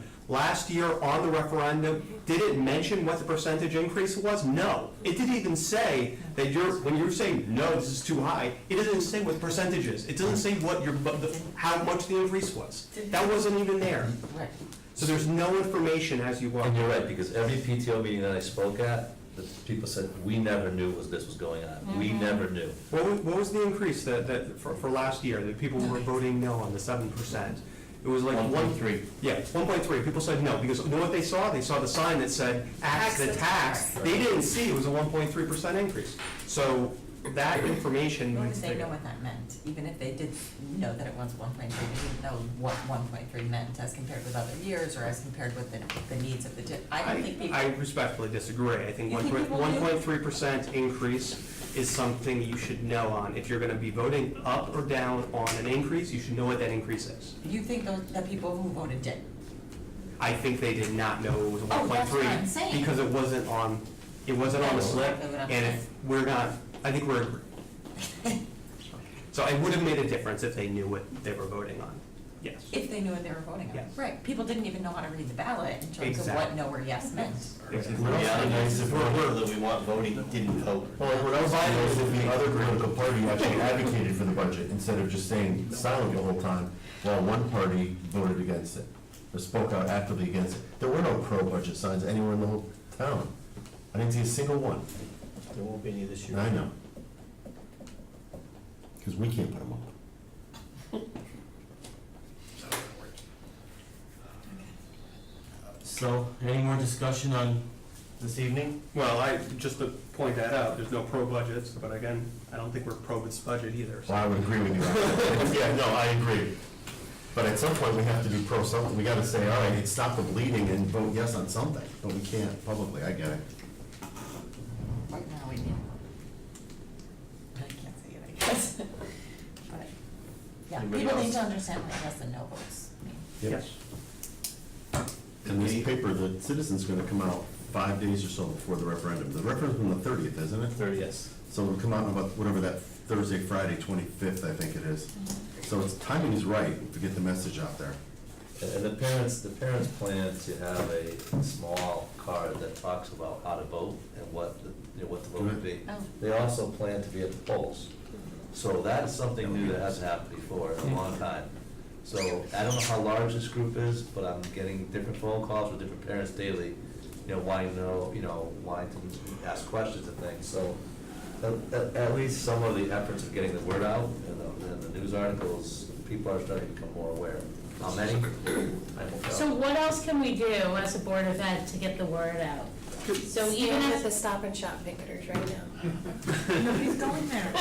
You can go for prescriptions, I did find out, by the way. Just question, so you mentioned this parent group. Is the parent group advocating to support the budget or to vote against the budget? So, I mean, again, we're talking about getting the word out, I'm not sure what the word is. So there's a phrase that Tracy's aware of. Go ahead, Tracy, you can share it. No too low, but my. Vote no too low is their catchphrase. and they're gonna be getting the word out. So, if I'm correct, maybe I'm not, even if it comes back, no, too low, they don't have to give us any more money, right? Advisory. It's posted as an They don't advisory. have to, but the point is, before you started saying no too low, you were saying no and there's more cuts. That's a given. But no too low gives the Board of Finance a chance to review it, it goes back, and what are we elected for? All of us are elected for to represent what the people are telling us. We used it Oh, for Board of the- Finance. To represent the 7%. Yes, but the Hubbard school vote, you listen, if I see the vote, it doesn't, it can't, it's gotta be a tourniquet if it's vote no too low. Mhm. It can't be, the Board of Finance did not put forward the budget that's now going to the people. Is the Board of Finance allowed to advocate?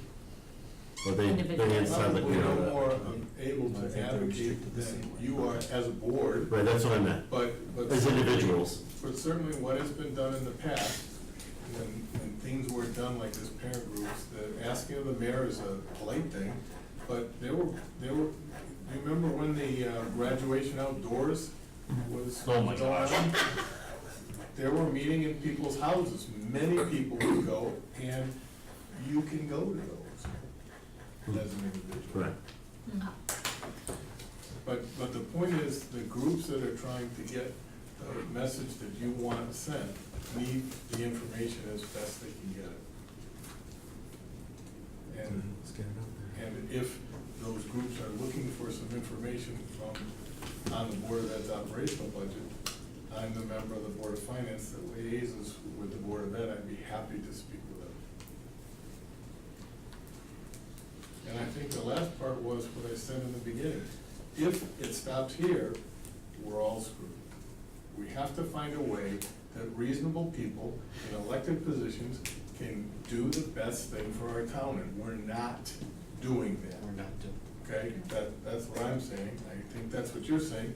Council may disagree, but the whole point is, a discussion in a room full of people that are elected is far more binding than somebody sneaking around and talking to the police chief, or that's what we think they're doing. It's gotta, the transparency, the notion is, we're not in a good position as a town. And if the answer was, we can't tax our way out, well, we can't make the tax so low that we get deeper in it. But we're not having that discussion. We're saying, I can't do it this year.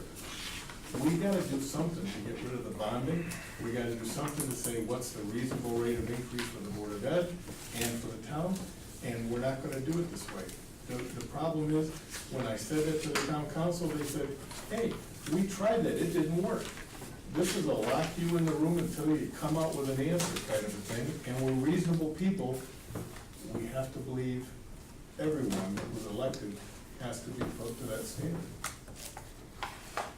And thank you for letting me speak. John, I think you know that this board is pretty transparent. We invite Board of Finance here, we invited the town council here, they have not attended one of our meetings. Board of Finance, we always have a liaison, but they don't attend and then say that we're not interested. I don't understand that, but. They say that they don't understand the budget and they won't come to the meetings, and they don't try to look at facts and figures. We need more numbers to be shoved in front of people to say, how are we gonna make this work? This doesn't work. No, you never cut your way to And it's- success. And it's risky. You're absolutely right. It's like my hair is being pulled out. You know, the whole notion of institutionalizing a Board of Education, I'm crying when I see this. This isn't what was built to then fall apart. It wasn't what got rebuilt to fall apart. And it's unfortunate that it has to be cyclical, but maybe, like the cicadas, we can come out every 13 years and get the damn job done. Fear the cicada, that's not gonna be a good enough slogan, but. Do I have a motion? Adjourn. Motion to adjourn, do I have a second? Second, all in favor? Aye. 8-0, we're adjourned. Folks, thank you very much. You know, this was not. To me, or you